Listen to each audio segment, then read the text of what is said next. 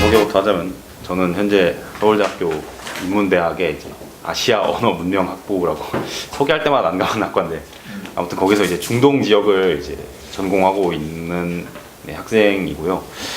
그래서 제가 원래 이 스터디에도 12월인가에 잠시 참여를 했었는데 하루 3번 정도 왔습니다. 그래도 아니 한 번 왔던 걸로 내니까 3번 왔습니다. 오케이, 기억합니다. 1월에 이제 집안에 좀 일이 생겨가지고 멈췄다가 재개하기도 뭐 해가지고 좀 쉬고 있었는데 어떻게 책을 썼다고 이렇게 혁신가님께서 자리를 마련해 주셔가지고 너무 감사드리고 아무튼 그래서 감회가 새롭네요. 세미나 들으러 왔는데 세미나를 하게 돼가지고 제가 근데 이제 이 책에 대해서 이제 여기 중국에서 몇 년 막 사시고 중학교도 나오신 이런 분이 있는데 제가 이제 거기서 저는 경력이 책에도 있지만 5박 6일이 전부거든요. 그래서 5박 6일 갔다 오고 중국어도 전혀 못하는 제가 내가 뭐 중국 전문가의 뭐 판을 뒤지겠다 이렇게 하려는 거 아니고 대신 저는 이제 제가 5박 6일을 다녀오면서 좀 중국에 대해서 너무 알기가 힘들고 너무 뭐라고 해야 되지? 그 서구 세계의 논리와는 좀 굉장히 좀 다른 그리고 또 뭔가 정보 통제도 심하고 뭐 거대한 변화가 일어나고 있는 점에서 그래서 제가 이제 제가 문외한의 입장에서 이제 배워가면서 나름의 이야기를 좀 만들었고 그래서 이제 같은 내가 이제 중국에 대해서 공부하기 전에 그런 상태였던 분들과 좀 더 깊이 소통하고 싶어서 이제 비전문가가 이제 들려주는 그런 중국 이야기라는 컨셉으로 이제 책을 냈고요.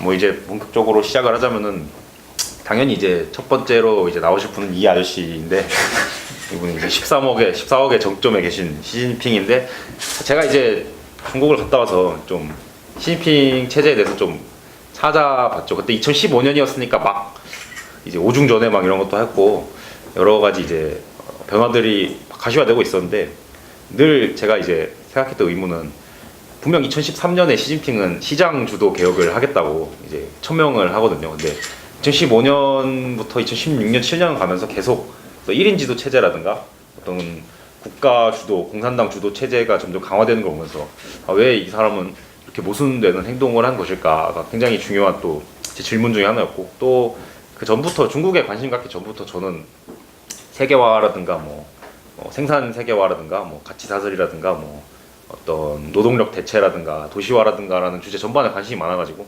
그런 어떤 최고 메인 플레이어를 할 수 있는 중국에 대해서 좀 더 깊게 알아봐야겠다는 질문을 했고 이제 그 결과가 그러면은 개혁개방 40년을 한번 좀 통 크게 돌아봐야겠다라는 생각을 먼저 하게 됐습니다.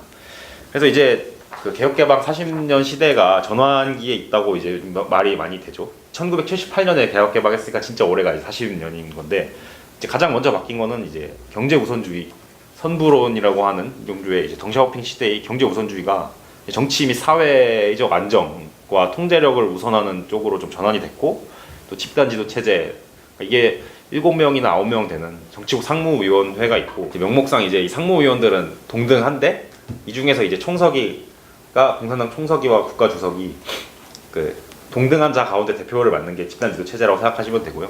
1인 지도 체제는 이 최고 지도자와 그 밑에 상무위원은 이제 격이 다르다라는 것을 염두하시고 이제 파악하면 되고 도광양회는 이제 뭐 이거 덩샤오핑 했다는 유명한 말이죠.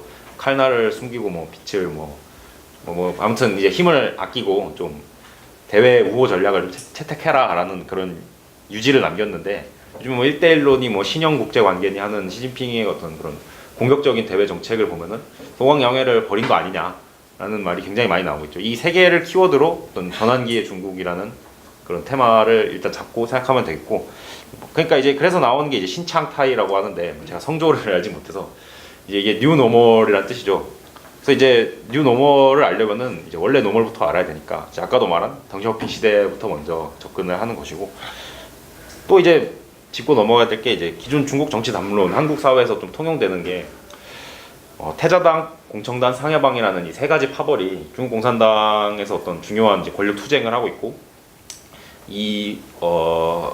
뭐라고 해야지 아까 암흑 세계의 그런 보스들 간의 어떤 협잡과 뭐 모략으로 중국 정치가 이루어지는 것으로 사실 거의 묘사가 되는 게 사실 한국의 언론에서 볼 수 있는 대부분의 중국 정치에 대한 묘사라고 생각되는데 제가 이제 불만이 있던 거는 이 사람들도 중국을 어떤 식으로 이끌고 갈지에 대한 정책 비전이라든가 뭐 가치에 대한 어떤 그런 모색이라든가 분명 있는데, 그리고 문화대혁명 혹은 천안문 사태까지만 해도 그런 가치 지향이라든가 뭐 이 사람들의 정책적 패키지라든가를 두고 하는 논쟁이라는 게 굉장히 면밀하게 다뤄지는데, 90년대 개혁개방이 본격적으로 가시화되면서 사실 이런 종류의 그 시각으로 중국 정치를 바라보는 분석 굉장히 많이 사라집니다. 그러니까 이제 권력 암투라든가 뭐 이권 분배라든가 이쪽으로 좀 많이 접근을 하게 되는데, 저는 이제 이거에 불만이 많아서 90년대 이후에 어떤 현대 중국 정치도 그런 가치, 정책, 뭐 어떤 아이디어 혹은 뭐 이데올로기라는 그런 렌즈로 이제 파악을 해서 그걸 분석한 것들을 접했고, 이제 그런 것들이 좀 들어갔다고 이제 또 미리 알아두시면 되겠습니다. 그래서 이제 제가 좀 그 뭐 책에 담은 내용은 아니고 그냥 좀 이론적으로 좀 더 보론을 하자면은, 이 결정적 시점이라는 개념이랑 아이디어 이론, 역사적 제도주의에서 아이디어 이론이라는 걸 좀 차용을 좀 해서 녹여냈는데요. 결정적 시점은 이제 하나의 제도, 이를테면 뭐 한국이 뭐 87년에 뭐 결정적 시점을 겪었다 할 수도 있고, 61년에 5.16이나 72년 유신으로 또 결정적 시점을 겪었다고 할 수 있죠. 하나의 어떤 제도라든가 기존 존재하던 관행이 갑자기 이제 다른 쪽으로 전환이 되게 되는 시점을 말하는데, 뭐 흔히 분기점 뭐 이런 거라 생각하시면 되겠습니다. 이때 이제 뭐 두 가지 주요 특징은 주요 정치 지도자들 간의 어떤 이익 갈등이라든가 분배라든가만으로 이루어지는 것도 아니고, 순간순간에 그런 걸로 이루어지는 것도 아니고, 역사적으로 이제 경로 의존성을 겪으면서 밟으면서 정해진 수순대로 가는 것도 아니다. 이제 이게 또 중요한 개념이고, 그러니까 이제 어떠한 결정적 시점이 딱 도달했을 때 이 사람들은 이제 자기가 이제 걸어온 그런 환경과 자기가 위치해 있는 사회적 어떤 그런 정치적 그런 입장, 그리고 그거에 대해서 이제 시간에 쫓기는 그런 압박감, 빨리 이 위기를 돌파해야 되니까 이런 것들이 종합적으로 작용해가지고 새로운 제도를 공급하게 됐다라는 것이고, 아이디어 이론은 비슷하게도 특정 제도 패키지를 공급하는 아이디어들끼리 경합한다는 것이죠. 그러니까 뭐 마르크스주의에서는 기본적으로 어떤 경제 결정론, 유물론을 강조하고, 저도 이제 기본적으로 유물론자지만은 이제 독자적으로 뭔가 아이디어라는 것이 기존 사회 계급 간의 그런 갈등이라든가 세력 구도를 넘어서서 어떤 고정된 그런 지향점을 제공하는 게 있고, 이 아이디어들끼리의 경합이 또 중국 정치에서 무시할 수 없는 요소다. 그래서 상해방 공청단 태자당에서 이런 요소가 제거돼 있어서 문제의식을 느낀다라는 점입니다.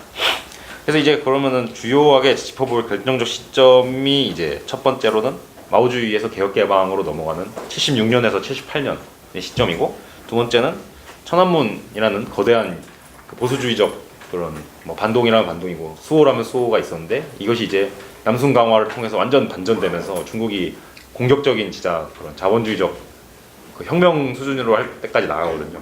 이 3년의 시기가 있고, 또 가장 최근에 이제 소위 말하는 덩샤오핑 패러다임이 시진핑의 신창 타임, 시진핑 패러다임으로 바뀌게 되는 2008년에서 2012년의 기간이 있겠습니다. 그러니까 저는 이제 책에서는 주로 이 세 가지 어떤 그런 결정적 시점이 어떤 흐름을 타고 또 어떤 아이디어들이 이제 경합을 하면서 주도권을 쥐어왔는가를 하나의 좀 스토리로 좀 보여주고자 했습니다.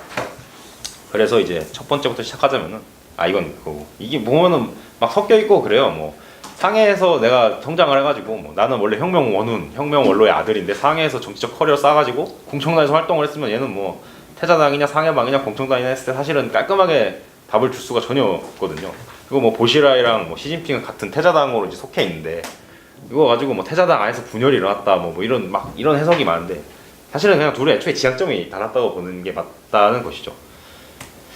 그래서 이제 일단 마오쩌둥 주석의 이제 업적을 먼저 살펴보자면, 이분이 이제 대약진 운동과 문화대혁명이라는 거를 양대 이제 업적으로 이제 내세울 수 있는데, 이때 이제 3천만 명이 죽고 대약진 운동 때 기근으로, 지금 이거 뒤에 있는 막 흙으로 된 무슨 통 같은 거는 토법고로라고 흙으로 만든 용광로로 이제 철강 생산량을 이제 높이겠다는 건데, 농기구라든가 뭐 중요한 철 부속품들이 다 철강 만드는 데 들어가가지고 기술적으로 떨어지는 철광로에서 이제 용광로에서 그냥 아무 쓸모없는 철만 만들어낸다, 뭐 이런 에피소드 있었고, 문화대혁명은 이제 홍위병들이 들어가가지고 뭐 유명한 이미지 있죠. 뭐 이렇게 걸어놔가지고 조리돌림하고 뭐 이런 건데, 이제 마오쩌둥이 왜 이런 일을 했냐 하면은, 기본적으로 이 사람은 또 마르크스주의 내에서도 프롤레타리아트, 근대화된 프롤레타리아트 계급이 주도권을 갖고 사회를 공격적으로 근대화한다는 그런 비전에 전혀 이제 공감을 하고 있었지만, 이 사람은 기본적으로 중국 농민의 지도자였기 때문에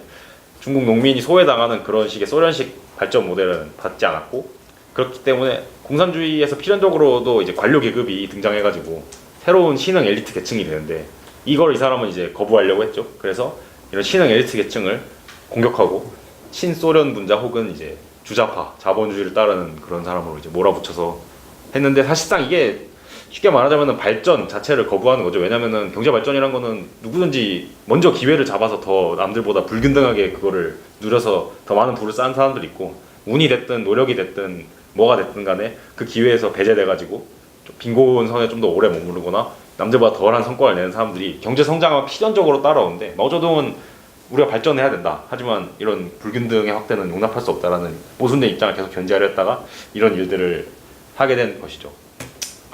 그래서 이제 1976년쯤이 되면 나라가 이제 만신창이가 되고, 마침 그때 또 국가의 아버지라고 할 수 있는 중요한 인물들 두 명이 죽습니다. 이제 왼쪽은 이제 저우얼라이 총리고, 오른쪽은 이제 모 주석 동지죠.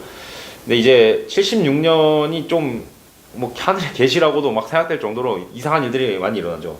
이렇게 어떤 국가에 그동안 구심점을 제공해주는 원로 정치인, 9세대를 상징하는 원로 정치인 두 명이 다 죽고, 이 시점에서는 이미 문화 대혁명이 일어난 지가 10년이 지나가지고 나라가 여전히 만신창이던 시절이었고, 그 게다가 이제 또 이게 당산 대지진이라고, 당시 이제 그 북경 인근의 당산시가, 여기가 이제 유명한 탄광 도시인데, 그러니까 그러다 보니까 갱도라든가 뭐 이런 게 굉장히 많았는데, 여기에 있던 사람들이 다 무너져 죽습니다. 공식 통계로 24만 명 사망했다는 말이 있고, 비공식 서구 추산에선 74만 명까지도 잡는 국가적 세월호 300명으로 나라 정권이 흔들렸는데, 25만 명에서 75만 명이라는 이 엄청난 스케일, 대단한 나라죠 역시. 그래서 이제 이때 이제 중국의 많은 사람들이 이런 어떤 국가적 재난을 보면서 나라가 진짜 위기에 처했다, 뭐 제대로 지금 공산혁명을 한 지 벌써 한 세대가 지났는데 제대로 이루어지는 것도 없고 대체 뭐냐 해서 시민 저항들이 막 일어나고, 특히 주울레 총리를 추도하면서 어떤 위기 상황에 처했다고 국가 지도부도 모두가 이제 인정을 하게 됩니다. 이런 상황에서 이제 경합하는 세력들이 있었는데, 첫째는 왼쪽에 4인방 문화대혁명을 이끌었던 분들이죠. 오른쪽 하단이 이제 그 마오쩌둥의 부인인 그 유명한 악랄한 장칭이고, 근데 이제 반대로 이제 오른쪽에 계신 분은 이제 화거펑이라고, 이분은 이제 마오쩌둥이 이제 직접 임명한 사람입니다. 유명한 말이 죠. 당신이 맡아주니 내가 안심하네라는 유언장을 이제 화거펑에게 줬다고도 하는데, 그러니까 이제 마오쩌둥이 보기에도 이 4인방이라는 친구들은 너무 막 나가고 좀 급진파다 보니까 나라의 질서를 전혀 지킬 수가 없다. 그렇다고 해서 이 4인방을 내가 그냥 제거해 버리면은 이 덩샤오핑, 뭐 지금은 죽은 상태지만 류샤오치, 뭐 이런 주자파 자본주의를 따르려는 놈들이 다시 이제 정권을 잡아서 중국 혁명을 타락시킬 수 있겠다라는 그런 생각을 하게 돼서, 완전히 신참 내기 아무것도 모르는 화거펑을 딱 올려가지고, 너가 이제 마오쩌둥의 후계자라고 한 다음에 이 양극단 자본주의를 따르려는 이런 관료파들과 4인방 사이에서 균형을 잡아라라고 했는데, 당연히 씨알도 안 먹히죠. 왜냐면은 기본적으로 화거펑은 완전 신참이고, 이미 마오쩌둥과 대장정을 같이 한 사람들이 시퍼렇게 살아 있어가지고 그 이제 정치의 이제 일선에 다 이제 복귀하려고 하고 있는데, 이런 신출 내기를 누가 이제 좋다고 받아들이겠어요.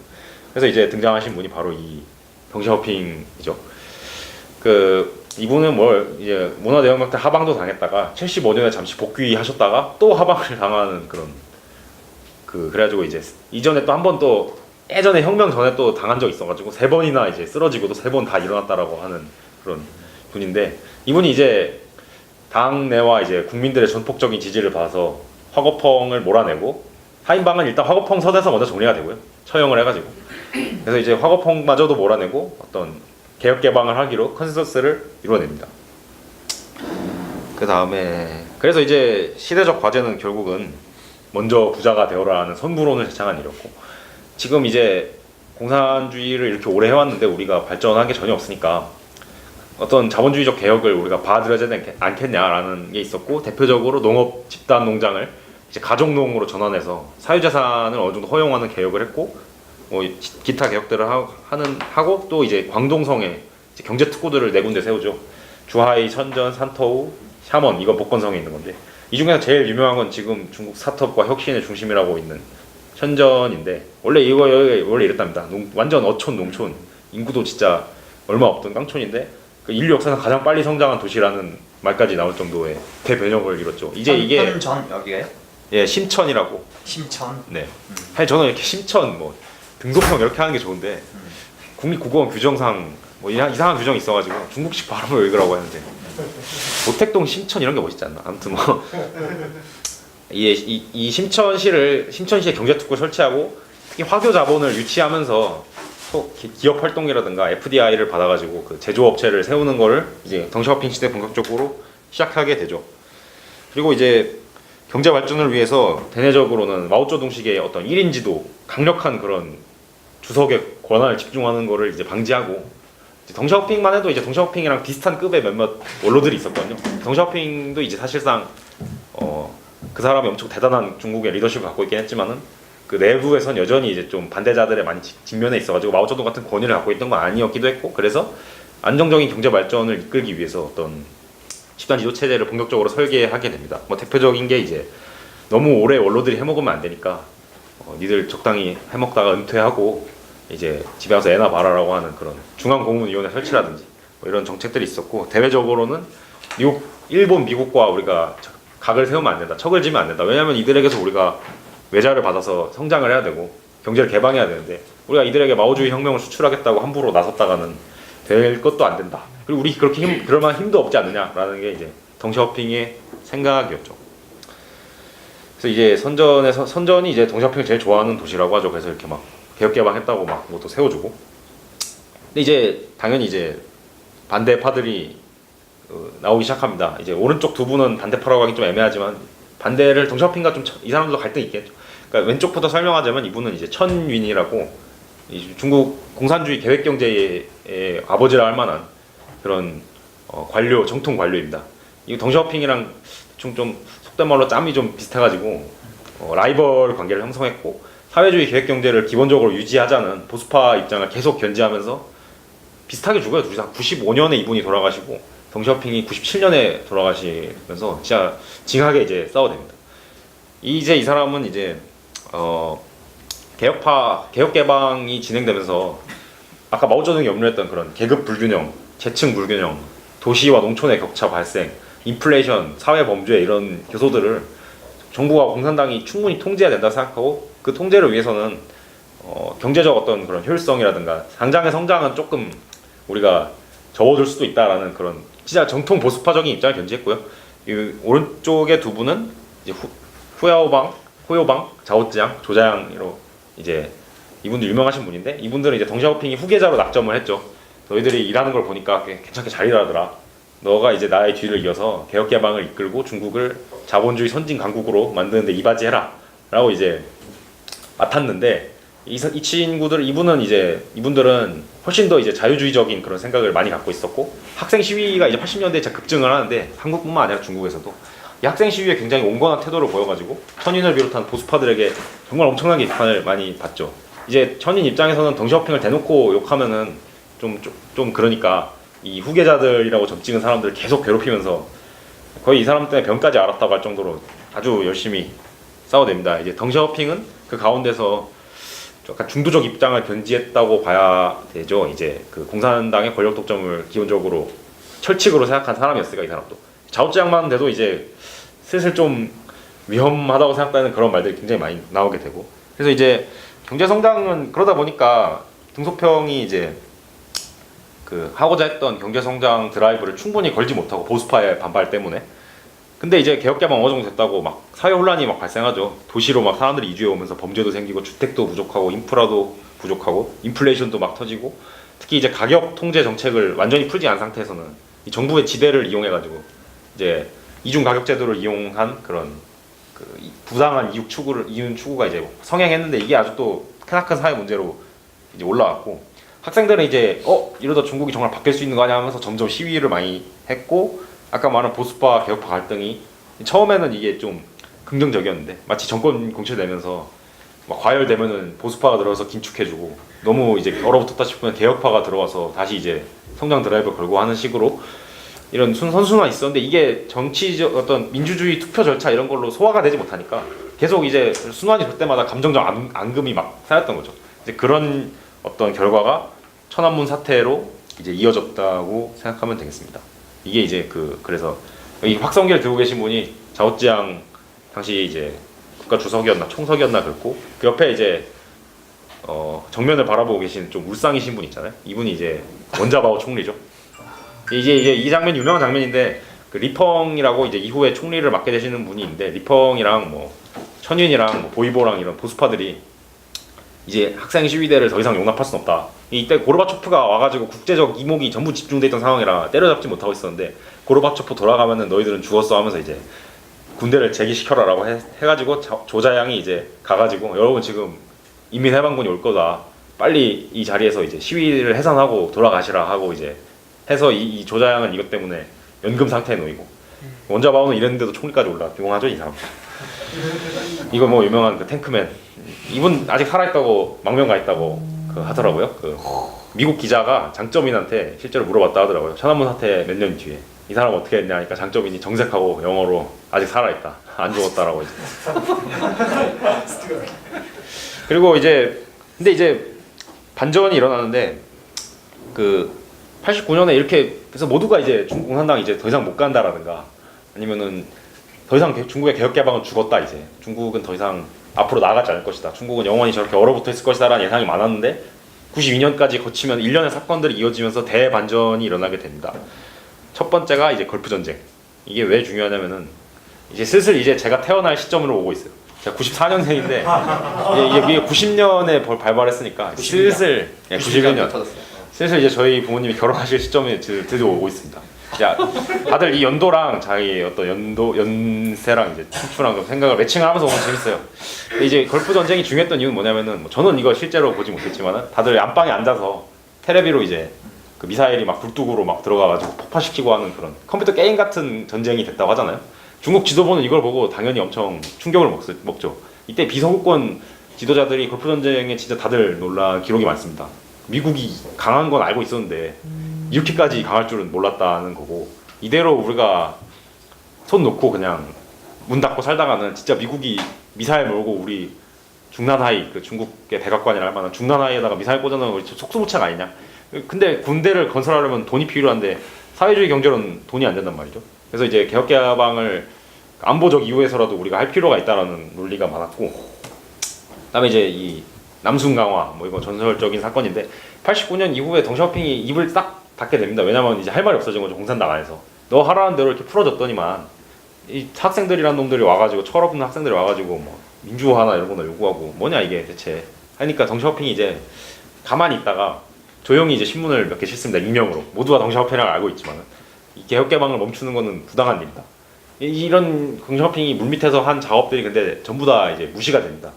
그 언론 통제에 의해서 덩샤오핑이 그래서 조용히 이제 그 기차를 이제 타가지고 가족 여행 간다는 말을 하면서 자신이 건설한 경제특구인 선전이라든가 광저우라든가에 한번 이제 방문을 합니다. 남순이라고 하죠. 황제가 이제 예전에 남쪽으로 이제 여행을 할 때 남순이라고 했는데 그 남순 강화를 하면서 이 덩샤오핑이 가니까 구름처럼 이제 인민들이 몰려들죠. 왜냐하면 이 사람들이야말로 그 중국이 덩샤오핑이 채택한 불균등 발전 논리에 의해서 누구보다 먼저 기회를 운과 실력을 다 이제 갖춰가지고 잡은 사람들이고 그동안 지루하기만 하고 회색 빛깔의 마오주의 시대에서 이렇게 생기 넘치는 도시화의 활력을 제공해준 사람이 덩샤오핑이었으니까 이제 몰려가가지고 이제 막 환영을 하게 되는데 이게 이제 지방 정부 수장들 같은 경우에는 특히 연해 지역 지방 수장들은 이미 다 자본주의로 가겠다고 마음을 먹었거든요. 정부 통제는 더 이상 싫고 광동성, 복건성, 뭐 절강성 이런 데는 이미 우리도 빨리 개혁 개방해가지고 돈 좀 많이 벌고 싶다라는 게 강했고 남순 강화를 통해서 이 지방 당 서기들과 그 도시민들이 이제 연합해가지고 보수파를 엄청나게 압박을 시작합니다. 그러면서 몇몇 언론들이 차례차례 덩샤오핑의 개혁 개방 발언들을 풀기 시작하고 남순을 해가지고 인민들이 구름대처럼 몰려들었다고 보도를 시작하고 보수파들은 마침내 대세가 이제 뒤집을 수 없는 것이구나라는 걸 깨닫고 싸그리 점점 은퇴를 하기 시작하죠. 그래서 이제 그리고 마지막 세 번째가 이제 소련의 해체. 이건 1991년 12월이라 남순 강화보다는 빠른데 이제 말 그대로 중국 공산당은 소련 공산당의 이제 동생이었고 아무리 사이가 안 좋았어도 근데 이 소련 큰형님이 이제 공산주의 계속 고집하다가 이렇게 허무하게 무너졌으니까 게다가 소련 해체 이후에는 진짜 그야말로 인간 세상에서 볼 수 있는 모든 혼란이 다 벌어졌거든요. 그래가지고 이거 안 되겠다 이거 개혁 개방을 안 하면 진짜 소련 꼴 나겠다. 하는 위기 의식이 이제 엄습하게 됩니다. 그래서 이제 덩샤오핑 개인의 어떤 정치적 행보 그리고 국내적 대규모 지지 기반의 확인, 걸프 전쟁으로 대변되는 미국 안보와의 격차 절감, 공산권의 붕괴로 인한 그런 대외적 어떤 위기 의식이 합쳐져가지고 보수파들이 그냥 이제 역사의 뒤안길로 완전히 퇴장을 하게 됐죠. 그래서 이제 등장하신 분이 장점인인데, 이게 장점인 시대부터 쉽게 말하는 초고속 성장 시대, 10% 성장 시대가 본격적으로 열렸다고 생각하시면 됩니다. 이때부터 이제 중국이 온갖 기업법, 무슨 회사법, 노동법 이런 거를 전부 다 그 레이건 시대 미국을 본받아가지고 거의 이제 채택을 하게 되죠. 그래서 이제 그 외국 자본도 이때부터 막 코카콜라라든가 그 NBA라든가가 이제 본격적으로 중국에 들어온 시기가 장점인 시대부터였고, 장점인이 참 독특한 재밌는 인물인데, 이분이 이제 딱 구시대와 신시대의 경계에 계신 분이라 생각하면 되겠습니다. 이 사람이 원래 커리어를 뭘로 쌓았냐면은 이 전기 기술자로 근무하다가 모스크바 유학 가가지고 소련 기술을 배워서 중국의 그 자동차 공장이라든가 이런데 그래서 근무를 한 전형적인 공산주의 관료였는데, 이후에 이제 사실 현대 어떤 경제라는 게 굉장히 대기업 자체가 대규모 관료 조직이잖아요. 이런 것을 관리하는 데 탁월한 역량을 지니게 판명돼서 정치 어떤 개혁 개방 시기에 그런 경제 관리라든가 개방이라든가를 총책임하는 위치로 떠올랐는데, 이 사람이 이제 또 철저한 또 공산당 통치에 대한 믿음을 갖고 있던 사람이었던 거죠. 소련으로 유학하기도 했고, 이 본인 아버지가 또 혁명하던 사람이기도 해서, 그래서 이제 자오찌양이나 호야오 방식의 그런 민주주의 이런 걸 주장하는 거는 절대로 이제 배격했고, 본인이 또 상하이에서 이제 개혁 개방을 이끌면서 어떤 중국의 자본주의화가 필요하겠다라는 그런 인식을 해가지고 리펀 같은 보수파 혹은 그 차오스 같은 개혁파들도 이제 개혁파들은 이제 원로들이 다들 싫어했으니까 하나쯤은 누구로. 근데 장점이는 이제 무난해가지고 이 사람에게는 맡길만 하겠다 해서 덩샤오핑의 이제 마지막 후계자로 지명돼서 자리에 오르게 됩니다. 이제 이런 모순적 성격이 약간 덩샤오핑 패러다임의 약간 미완된 성격이라고 사실은 좀 볼 수가 있죠. 그래서 덩샤오핑 97년, 천인 95년에 사망하고, 원래 이제 장점인의 총리가 리펑이었는데 이 사람은 알아주는 보수파고 천안문의 학살자라는 별명까지 서구권에 있을 정도였는데, 리펑이 이제 물러나고 장점인이 상하이 시절에 수하로 이제 러닝메이트로 일하던 주룽지가 총리에 올라오면서 이제 장점인이 개인 시대가 열리고 소위 말하는 상해방이 본격적으로 중앙 정계에서 이제 형성되는 시기가 됐죠.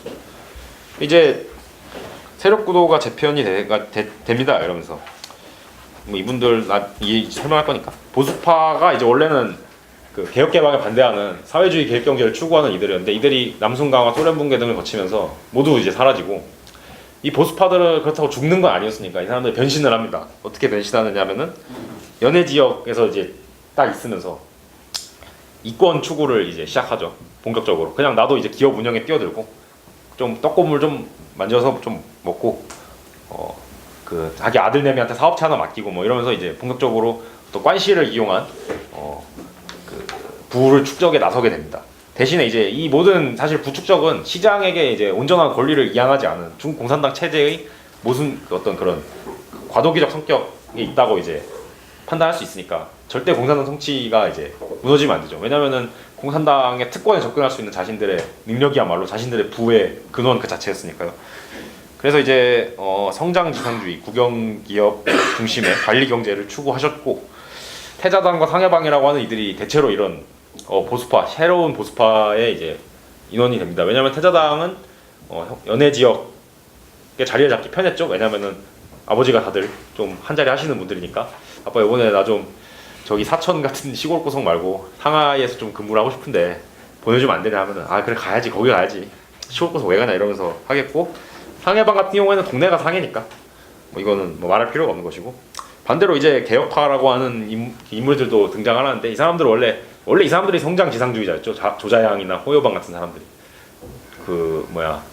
어떤 긴축 정책 안 된다, 시장에 더 많은 자유를 풀어줘야 된다 이런 쪽이었는데, 근데 이 사람들은 어느샌가 또 살짝 바뀝니다. 첫째로 지역 기반을 내륙에 가져가기 시작했고, 성장 지상주의에서 대신에 이제 사회 안정이라든가 공정, 정의 추구를 해야 되고, 그러려면 공산당 특권이 폐지돼야 되는데, 이 공산당 특권은 첫째로는 경제 분야에서 폐지가 돼야 되고, 경제의 중핵인 국영기업 구조는 민영 시장 경제로 이제 바꿔야 된다는 그런 말을 많이 했고, 또 궁극적으로는 이게 결국은 중국의 어떤 준민주주의로 이어지는 정치 개혁까지도 이제 가자고 하는 주장까지도 나옵니다.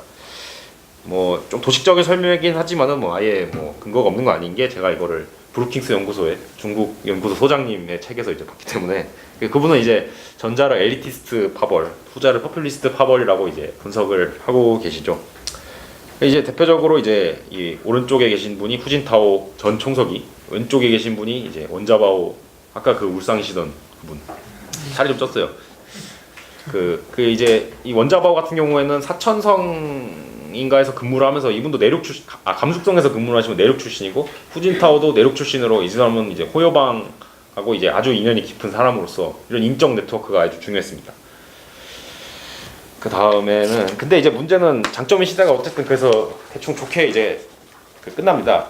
96년 대만해협 위기는 도광양 이게 이제 그 대만의 이등휘 총통이 미국에 방문하려고 했을 때 방문을 하는데 중국에서 이거는 용납할 수 없다. 대만은 국가가 아니고 우리 지방 정부인데 왜 대만 총통을 미국에서 받냐 하는 식으로 대만에 이제 막 미사일도 쏘면서 도발을 했는데 이게 전쟁 직전까지 가는 거 아니냐는 말이 많았는데 중국이 그냥 깨갱했죠. 첫째로 미국이 너무 강력해서였고 둘째로 도광양해가 여전히 철저한 원칙으로 이제 자리 잡고 있었기 때문에 그리고 아시아 금융위기도 이제 이때 있었는데 주룽지가 이제 그 뭐야 올 테면 와봐라 하는 그런 기계로 이제 당시 이제 한번이로 이제 홍콩을 공격했던 친구들을 다 이제 물리친 덕분에 그 이제 장점인 시대는 2003년까지 성공적으로 마무리가 됩니다. 근데 이제 2003년에 그래서 뭐 어떤 그 과정이 있었는지 모르겠지만은 죄송합니다 지금 첫이라 긴장이 돼서 덩샤오핑이 이제 후진타오를 지명을 합니다. 이 친구 일하는 거 보니까 잘한다. 그 장점인 다음에는 후진타오다라고 이제 지정을 딱 해줬고 그래서 이제 후진타오가 총서기에 등극을 하는데 문제는 이거 이제 당 정군 개요를 보면은 중국은 공산당이 일단 최고니까 공산당 총서기가 가장 이제 어쨌든 위에 있고 명목상으로는 국가 주석이 위인데 총서기가 사실상 더 위고 그다음에 이제 이 행정을 담당하는 이 국무원이 있잖아요. 이 국무원이 이제 보스가 총리죠. 아까 말한 뭐 리커창 총리, 원자바오 총리, 주룽지 총리들인데 이 사람은 이제 실질적으로 정책을 만들고 집행을 하는 역할입니다. 당은 보다 근원적인 정치적 그런 조정 아니면 이념적 노선 제시 이런 걸 하고 또 관리, 인적 자원 관리라든가를 이제 당에서 주로 하는데 사실 이것들보다 더 중요한 거는 이제 그 중앙군사위 주석 여기 군에 있는 중앙군사위 주석이 실질적으로 중국의 보스라고 할 수 있는데 뭐 이거 아실만한 분은 다 아시는 얘기고 마오쩌둥이 한 말 유명한 말이 또 거기서 나오죠. 그 뭐야 권력을 총구에서 나온다고. 그래서 이제 그 다음에 한 말이 또 있습니다. 한 몇 년 뒤에 절대로 그러니까 군이 당을 지휘하면 안 되고 당이 군을 지휘해야 된다라는 또 멋있는 말을 하시는데 그래서 이제 중앙군사위가 실질적으로 총서기를 겸임하면서 국가주석과 총서기를 겸임하면서 나라의 어떤 보스로 이제 등극하는 게 중국 정치의 이제 권력 구조인데 이 후진타오는 이거를 이 중앙군사위 주석을 2년 늦게 받습니다. 그러니까 2003년에 원래 받아야 되는데 2004년 지나갈 때쯤에 이제 장점이 넘겨주는 거고 실질적으로 2004년까지는 중국에 있는 어느 누구도 후진타오가 보스라고 생각 안 했던 거죠. 그러니까 바지사장이라 생각했던 거죠. 그 이제 여러 이유가 있는데 이제 장점인 본인의 권력력도 있고 이 사람이 이제 상해방을 끌고 오면서 이제 베이징 전개에서 워낙 적을 많이 만들어 놔가지고 그래서 이제 안전을 도모하고자 좀 그 후진타오에게 이제 안전을 보장받고 나는 이제 조용히 들어가 살겠다라고 한 그런 게 있는데 뭐 실제로는 좀 그 복잡한 일이 있었는데 드라마틱한 사건 중에 하나가 이제 사스죠. 그 이제 슬슬 제가 이제 제 인생에서 기억되는 이제 시대로 드디어 왔습니다. 제가 9.11 테러부터 기억이 나거든요. 2001년에. 2003년에 이제 어느 날 이제 사스라고 하는 이름도 좀 이상한 질병이 막 중국에서 막 난다라는 걸 제가 10살 때 딱 이제 보게 되는데 그게 이게 중국 정치에 이렇게 중요한 줄은 몰랐죠. 그래서 그 이제 사스가 홍콩을 시작해가지고 광동성을 중심으로 막 퍼지기 시작하는데 원래 이거를 장점인이 당시에는 이제 중앙군사위 주석을 먹고 후진타오가 총서기를 하면서 좀 갈라져 있던 상황에서 장점인은 이거를 정보 통제를 실시합니다. 사스라는 질병도 알리지 말고 사스의 검역은 당이 이제 폐쇄적인 차원에서 해야 된다. 왜냐면 이런 거를 이제 알려주면 사회적 혼란이 오기 때문이다라고 했는데 이미 중국 경제가 굉장히 도시화가 돼 있고 각 지역 간의 교통과 물류와 자본과 기술 이동이 이렇게 활발한 시대에서 그 통제가 될 리가 없죠. 왜냐면은 당이 모르는 사이에 내가 홍콩에서 사스 걸려가지고 검역 체계 뚫고 그냥 상해 가버리면 상해에서 전염이 되는 거니까. 그러니까 이걸 이제 정보를 그냥 오픈한 다음에 각 지역 보건 당국들에게 이제 좀 담당권을 일임하고 시민사회에도 좀 협조를 요청해야 되는데 장점이 있는 태생적으로 보수적 성향이 굉장히 강하기 때문에 이런 거 원하지 않았고 그래가지고 이제 사스 사태가 특히 이제 중국의 성장한 언론인들이 이제 개혁개방으로 성장한 언론인들이 사스 사태를 본격적으로 이제 폭로하면서 위기가 시작됐는데 후진타오가 긴급 회의를 소집해가지고 사스 문제에 대해서 어떠한 그 은폐도 용납하지 않겠다. 보건 당국은 당장 사스와의 전쟁을 실시하라고 해가지고 후진타오가 장점인 수와의 그런 관리들을 이걸 계기로 쳐내면서 권력의 전면에 등장하고 이 사스 사태의 어떤 성공적 해결을 기점으로 완전히 권력을 넘겨받았다고 평가를 받습니다. 이것만 해도 이제 후진타오가 어느 정도 좀 개방적이고 개혁적인 성향이 강했다는 걸 알 수가 있죠. 그래서 후진타오 시대의 사스가 참 대단했죠. 후진타오 시대의 그래서 이제 정책들이 몇 개가 나오는데 유명한 게 이제 공부론, 이거는 선부론은 먼저 부자가 되자는 거고 공부론은 둘을 같이 부자가 되자는 거고 그리고 조화사회 건설과 과학적 발전관이라는 게 또 있는데 원래 이제 중국 공산당에는 항상 그 당장에 삽입되는 중요한 그런 사상들이 있습니다. 최고 지도자들이 이제 내놓는 그런 유명한 그런 문구들이 있는데 이제 마오쩌둥 사상, 그다음에 덩샤오핑 이론, 그다음에 장쩌민의 그 3개 대표론. 3개 대표론이 별거 없고 그냥 기업인도 이제 부르주아 기업인도 공산당 들어와라. 우리가 잘 챙겨줄게라는 거고요. 요약하면은 이제 후진타오가 내세운 게 과학적 발전관이었는데 뭐 이게 말은 추상적인데 이제 말하는 거는 개혁개방으로 이렇게 불균등한 성장이 너무 심해졌다. 상해, 뭐 광저우, 뭐 이런 데는 엄청 부자가 되는데 사천, 뭐 운남, 귀주 이런 데는 이렇게 가난하고 도시와 농촌 사이의 격차도 심해졌고 도시 안에서도 엄청나게 많은 격차가 이루어졌고 이런 걸 우리가 과학적 사회주의를 통해서 국가 개입으로 그리고 시장에게 이걸 맡기면서 그 해결을 해야 된다는 게 조화사회 건설과 과학적 발전관의 핵심이었죠. 그러니까 이제 그 유명한 게 이제 그 뭐 대륙의 기상이라고 한 시리즈가 이 시대를 바로 배경으로 한국에 본격적으로 알려지죠. 왜냐하면 아까 말했듯이 그 제도나 이제 그런 법치주의가 미비한 상태에서 경제적 부가 엄청나게 팽창을 하다 보니까 모두가 이제 사회적 아노미 상태에 빠져들어서 돈만 벌면 다다. 그래서 유명한 뭐 제가 제일 웃겼던 거는 복숭아 주스가 폭발을 갑자기 이제 했다는 거하고 밤에 이제 돼지고기를 사왔는데 무슨 푸르스름한 빛이 나가지고 깨보니까 이제 돼지고기가 형광색으로 빛나고 있었다. 이런 거 자체가 이미 어떤 중국의 경제 주체들이 어떤 불공정한 관시의 힘을 등에 업고 미비한 법 체계를 이용하면서 그 어떤 자기의 이익만 추구하겠다라는 것이었고 이제 후진타오를 비롯한 소위 공청단파라는 세력들은 이런 것을 이제 시장 개혁과 법치주의 확립과 점진적 어떤 자유화로 해결을 봐야 된다라는 입장이었던 것이죠. 이제 유명한 정치 갈등이 천량위 숙청 사건이라고 이제 이분이 이제 2004년인가에 숙청 나왔는데 원래 이 사람이 상해시장이었습니다. 그 상해시 서기였죠 정확히. 그 장쩌민이 상해시 서기라고 했을 때 푸동구 개발을 이 사람이 아마 진두지휘했을 거예요. 그래서 이제 장쩌민이 오른팔로 생각했고 후진타오 가면은 내가 너한테 줄게라고 이제 장쩌민이 호언장담을 했고 이분이 원래 좀 그래서 좀 상당히 기고만장해 있었다고 합니다. 뭐 들리는 이게 야사에 의하면은 그 회의장에서 후진타오 앞에다가 뭐 잿더리를 던졌다라는 뭐 그런 말도 이제 전해질 정도로 그러니까 왜 잿더리를 던졌냐면은 상해시 서기를 하면서 긴축 정책 대신에 확장 정책을 계속 펼쳐가지고 건설 경기를 계속 띄우고 재개발하고 고층 빌딩 깔고 그래야 되는데 후진타오가 이제 너무 나갔다 이거 좀 긴축도 좀 하고 좀 부채도 좀 줄이고 좀 속도 좀 조절해야 한다 하니까 이제 화가 나셔가지고 이랬다고 하는데 그래서 이제 결국은 너무 이제 그 너무 설쳐가지고 그 후진타오가 덜미를 잡아가지고 부패 사건을 수사를 해가지고 이제 감옥에 넣고 장쩌민 파는 또 한 번 또 데미지를 얻게 되죠. 그래서 이제 이런 불균등 문제가 굉장히 극심해졌고 상해의 이런 그 엘리트들은 미국 가가지고 뭐 그 좋은 이제 영어도 배우고 그 스테이크도 썰면서 우아한 이제 그런 걸 논하면서 아 중국인들은 게을러 막 이러면서 이런 거랑 진짜 중국인들은 여기서 이렇게 열심히 일하고 있는데도 기회가 안 와가지고 이렇게 가난함을 견뎌야 되는데 이 사람들 뭐 당 관료 자제로 태어났던 것 빼고는 뭐 별것도 없는데 이런 부정의한 인식들이 사회적으로 점점 확산이 되는 거죠. 이제 2008년에 드디어 들어섰는데 그 제가 중학교 2학년이던 리먼 브라더스가 이제 이게 진짜 중국을 비롯해서 현대 세계를 사실 2018년의 시점을 설명하는데 가장 중요한 올해로 10주년이 되는 사건이죠. 이제 2008년에 뭔 일이 있었냐면 첫째로 중국 내부의 사정을 먼저 말씀드리자면 개혁개방이 드디어 30년이 됐고 선전이라든가 상해라든가를 비롯한 중국 1급 선진 도시들이 GDP 1인당 GDP가 드디어 1만 달러에 돌파를 합니다. 상징적인 굉장히 해였죠. 하지만 동시에 1만 달러가 있다는 건 여전히 이제 과거 중국처럼 2천 달러에 머물고 있는 지역도 그 거대한 내륙에는 이미 산재했다는 얘기고, 그러니까 이런 해안 내륙 도시 농촌 상층 하층 불균형과 사회 혼란 아노미가 이제 폭발을 하던 시점이 2008년이었습니다.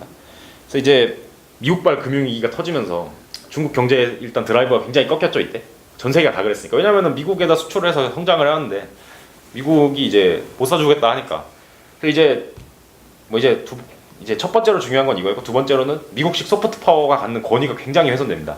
그러니까 이제 미국이 이제 이렇게 리먼이 떨어져 나가고 그 내부에서도 막 실업자가 막 들끓게 되면서 사회 혼란이 미국에서도 막 터져 나오는데, 야 미국처럼 하면은 우리 모두 부와 그걸 거두어질 수가 있고 민주주의를 하면 모두가 행복해질 거라고 하는 걸 이제 믿을 리가 없죠. 중국에서도 그런 불신이 굉장히 커졌고, 이제 이런 사회 혼란을 또 증명하는 것 중에 하나가 사천성 대지진 2008년에, 이때 이제 개혁개방 시기에 건설된 건물들은 그 부실공사로 전부 다 이제 그 무너졌고, 철근 대신에 뭐 대나무를 썼다 뭐 이런 그러니까 시멘트를 까보니까 이게 뭐 무슨 말랑말랑한 게 제대로 굳지도 않고 두부 수준이었다, 두부 학교였다 이런 말이 많았고, 그리고 그 대신에 이제 또 웃긴 게 마오쩌둥 시대에 건설된 거는 많이 살았어요.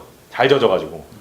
우리도 이제 뭐 그런 말 있잖아요. 그 할머니들이 가면은 외정 때 지은 다리가 지금까지도 안 무너지고 있는데 무슨 뭐 80년대 지은 거는 뭐 몇 년 됐다 무너지고 이러냐라든가 뭐 그런 것처럼 이제 이런 것도 똑같았는데, 이거 자체가 과연 중국인들에게 개혁개방이 이제 그 개혁개방이 우리가 남긴 게 과연 뭐냐, 이렇게 부와 그런 발전이 과연 전부냐라는 그런 의문을 했던 거죠. 과연 아무것도 안 보고 우리가 이런 발전을 추구해서 되겠는가. 참고로 와우 아파트라는 거 기억하는 사람 있어요? 알죠. 저런 거 이제 이런 사건이 뭐 사천성은 너무 그냥 크게 일어났던 거고 그냥 일상적으로. 선수대교가 훨씬 더 크다고 봐야 되겠죠, 우리나라는. 네, 삼풍백화점이라. 그리고 이제 뭐 이런 또 사회 혼란을 또 상징하는 것으로서 이제 이분이 류샤오보인데, 2008년에 딱 그 지식인을 모아가지고 민주화와 헌법 헌정을 제대로 하라는 그런 08헌장이라는 걸 내놓죠. 이게 당국이 굉장히 충격이 되는 게, 류샤오보 자체가 사실 뭐 대단한 사람이라고 저는 생각 안 하는데 서구에서 이 사람 엄청 띄워줬고, 이제 중국 공산당 내부에서는 서구가 우리 어떤 공산당 통치에 자꾸 계속 이제 위협을 하려고 한다는 위기의식을 확인시켜준 뭐 그런 점이라 생각해요. 물론 이 사람은 이제 대단한 이제 그런 옥고를 거치면서도 이제 자기의 신념을 지켰다는 점에서 그 점 자체는 이제 굉장히 높이 평가받아야 될 분이라 생각하지만은, 근데 이제 어디까지 갔어?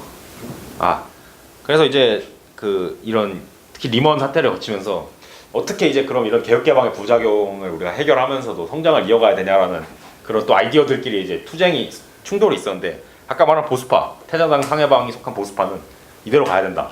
연해 지역에다가 지금까지 하던 대로 수출기업, 국영기업에 보조금 줘가지고 더 많이 해외에다 팔아먹어서 그 외화를 획득해가지고 부를 나눠줘야 되고, 아직 그 성장을 멈추기에는 우린 너무 부족하다. 정치적 통제는 이렇게 류샤오보 같은 애들이 설치는데 이거를 우리가 좌시해야 되냐라는 그런 주장을 했고, 반대로 개혁파들은 야 이대로 가면 죽어, 내륙 낙후 지역에다가 경기부양 자금을 집행해야 돼 하면서 인프라도 너무 연해 지역에 몰려있고 도시도 너무 연해 지역 도시만 발전했고, 당장 우리가 수익성이 안 나더라도 뭐 사천, 호북, 뭐 귀주, 뭐 감숙 이런 데다가도 돈을 뿌려야 된다. 그리고 이제 미국에다가 우리가 모든 소비를 맡기는 거는 불가능하다. 미국 적자가 저렇게 나는데 저거 언제까지 믿고 우리가 팔겠냐. 우리 중국식 내수를 키워야 된다라는 그런 중국의 소비주도 성장, 소득주도는 아니고 어떤 소비를 이제 바탕으로 한 그런 너무 신문에서 많이 말하다 보니까 이게 붙었네요. 그런 게 이제 필요하다라는 주장을 갖고, 비효율적 국영 기업을 그래서 구조조정해야 된다. 라는 그런 걸 했고, 특히 원자바오는 이때 정치 개혁을 해야 한다는 그런 메가톤급 발언까지 하면서 논쟁이 점점 격화가 됩니다. 문제는 이렇게 아노미 상태가 오래 지속되다 보니까 권력이 이완됐다는 건데, 이게 이분이 이제 왼쪽 분은 그 난주 군구의 이제 곽배궁, 이름 멋있는데 거보슝 이름 좀 별로지 않나요? 아무튼 이제 곽배궁이라는 분이고, 오른쪽에 계신 분은 이제 그 심양 군구의 이제 서재후 쉬차이호우라는 이제 분인데, 이분들이 이제 장점인의 휘하에서 군부 커리어를 엄청 높이신 분들이고, 중앙군사위 부주석, 그러니까 사실상 최고 지도자를 제외하면 군의 최고 직위에 있으신 분들이, 이분들이 거의 후진타오의 말을 그렇게 안 들었다고 하죠. 왜냐면 자기의 이제 상고하는 장점인인데 왜 후진타오 말을 들어야 되냐라는 것도 있었고, 이미 이제 국영 기업이라든가 중국은 이제 군이 처음에 사업에 엄청 많이 진출을 해가지고 화웨이도 군용 기업에서 시작했잖아요. 그 군의 부패 문제랑 굉장히 많이 얽혀 있어가지고 그런 거를 아마 건드리고자 하는 개혁파랑 굉장히 싫었을 겁니다. 이 서재우라는 분은 뭐 부패 감사를 들어가서 조사를 했는데 지하실 비유하자면 이런 방 전체에 이제 지폐가 다 차 있다고 하는 그런 전설적인 이제 부패의 신기록을 세우신 분이고 이렇게 자꾸 군부가 이제 이탈하는 조짐을 보였고 결정적인 또 유명한 사건 중에 하나가 로버트 게이츠 국방장관이 후진타워를 만나러 왔을 때 중국이 젠 20 스텔스기를 그냥 시험 비행을 시킵니다. 이거 도발이죠, 명확히. 야, 우리도 너희들만큼 스텔스기 많을 수 있거든. 너희들 너무 기고만장하지 마라 이런 메시지인데 로버트 게이츠 입장에서 황당하겠죠. 내가 올 때 맞춰서 이런 짓을 벌이다니 해가지고 후진타워한테 돌직구를 던졌죠. 이거 젠 20 비행기 띄운 거 지금 나보라고 띄운 겁니까? 하니까 후진타워가 그랬다죠. 그런 일 있었어요? 야, 좀 알아봐라 해가지고 이제 알아보니까 하부에서 이제 독단적으로 이제 로버트 게이츠 온다고 날린 거였고 굉장히 이제 그 해외에서 이제 많이 논란이 됩니다. 중국군을 되게 믿을 수가 있냐 이거 정치적 통제를 벗어나고 있는 거 아니냐. 이분은 이제 저우융캉 상무위원 이분도 이제 장점인 자기 퇴임할 때 원래 중앙 정치국 상무위원이 7명인데 9명으로 늘어나죠. 이제 정치국 상무위원은 최고 지도자가 다 동격인데 머리가 7개인 것보다 9개인 게 더 의사결정은 분산될 거 아니에요.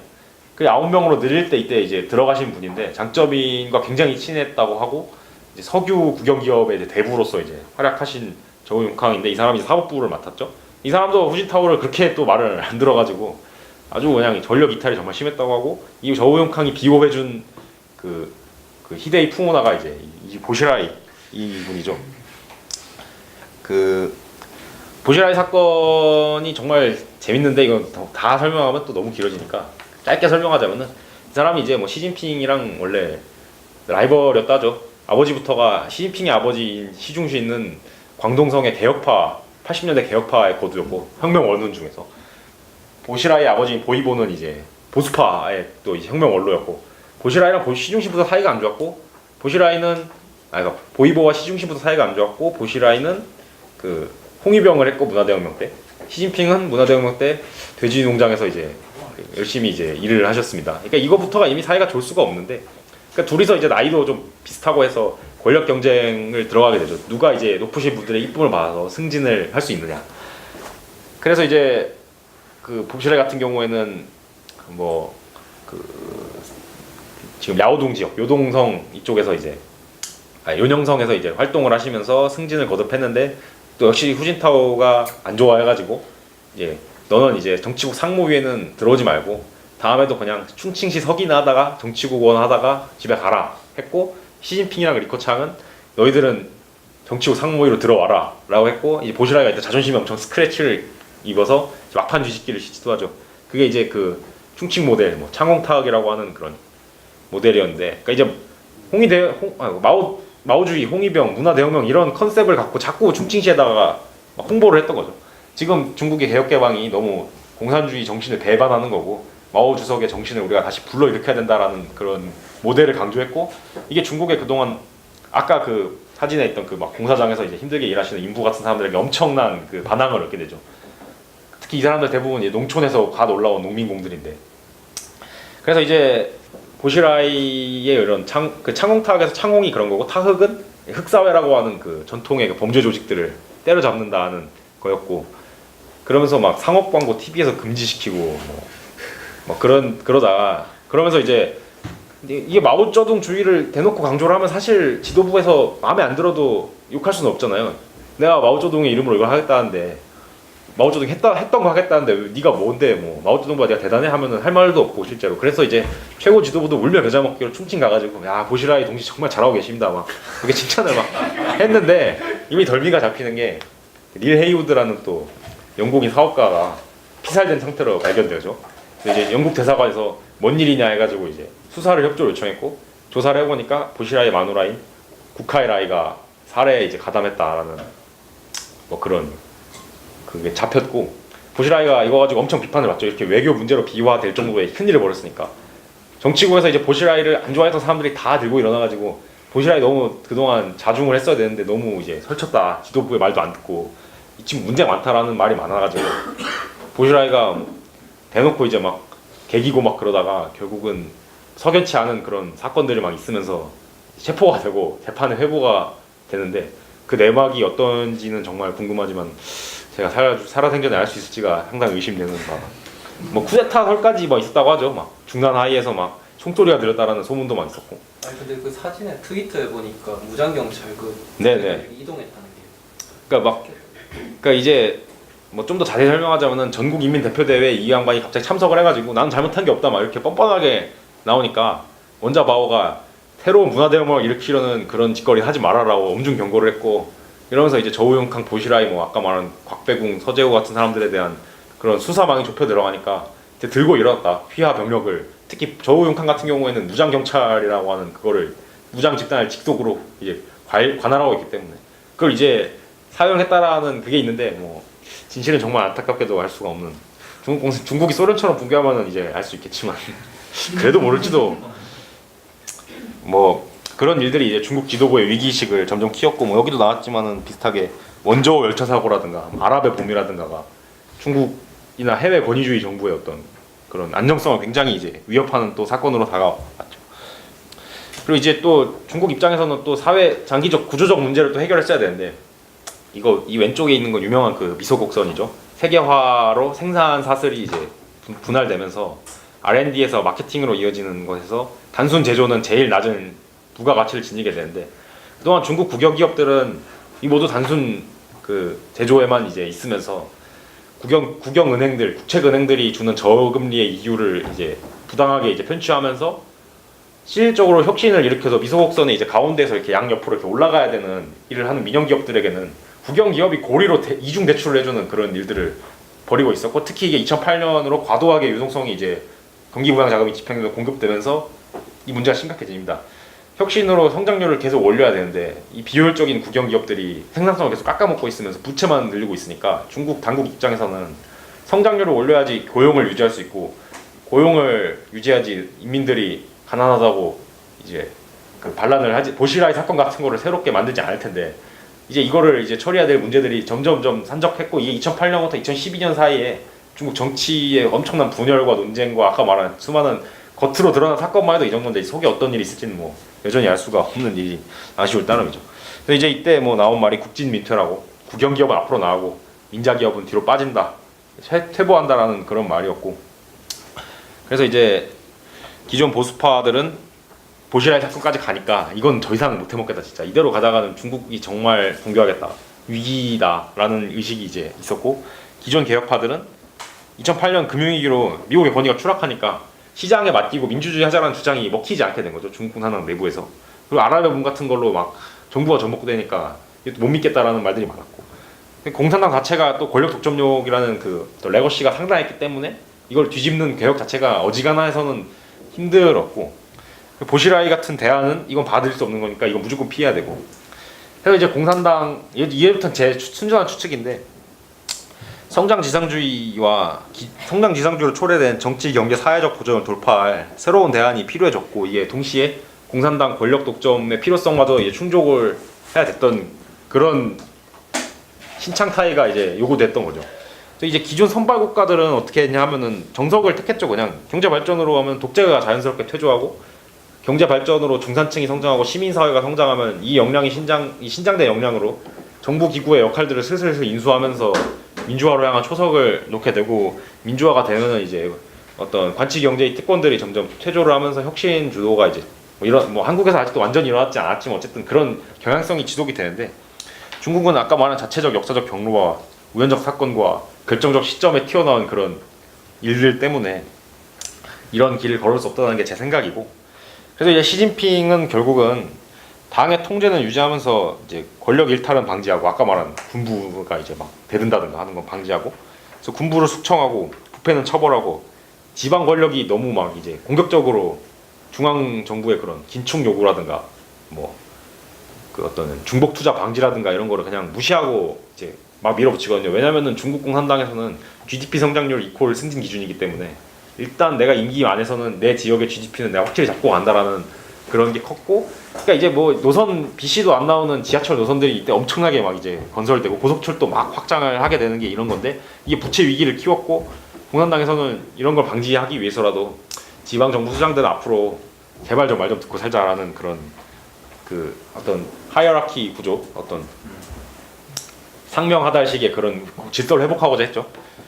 그리고 동시에 민법 총칙 같은, 그러니까 이거를 또 위해서 했던 게 어떤 법치라는 거죠. 그러니까 원칙 없이 그냥 이제 힘으로 하겠다는 건 마오시대랑 보시라이랑 다를 바가 없으니까 우리는 이제 그러니까 민법이라든가 어떤 헌법 구조라든가 이걸 통해서 이제 원칙에 맞게 나라를 다스리겠다 해서 2013년에 그래서 제가 제일 2013년에 이제 시진핑이 3중전의 선언 때 제일 인상적이었던 구호가 첫째가 이제 그 시장에 모든 걸 맡기겠다는 전면적 개혁 개방이고 둘째가 의법치국입니다. 의로운 법으로 나라를 다스리겠다라는 건데 이제 그 말 그대로 이제 우리도 이제 서구식 법치 모델을 어느 정도 받아들이겠다라고 한 것이죠. 이게 이런 것 때문에 제가 단순히 시진핑을 어떤 권력욕에 미친 그런 독재자 아저씨로 단순히 폄하하는 것이 좀 부당하다 생각되는 이유고 물론 이 사람은 권력욕이 대단한 사람인 것 같긴 하지만은 이런 자체적인 아이디어라든가 맥락이라든가 있었다는 거고요.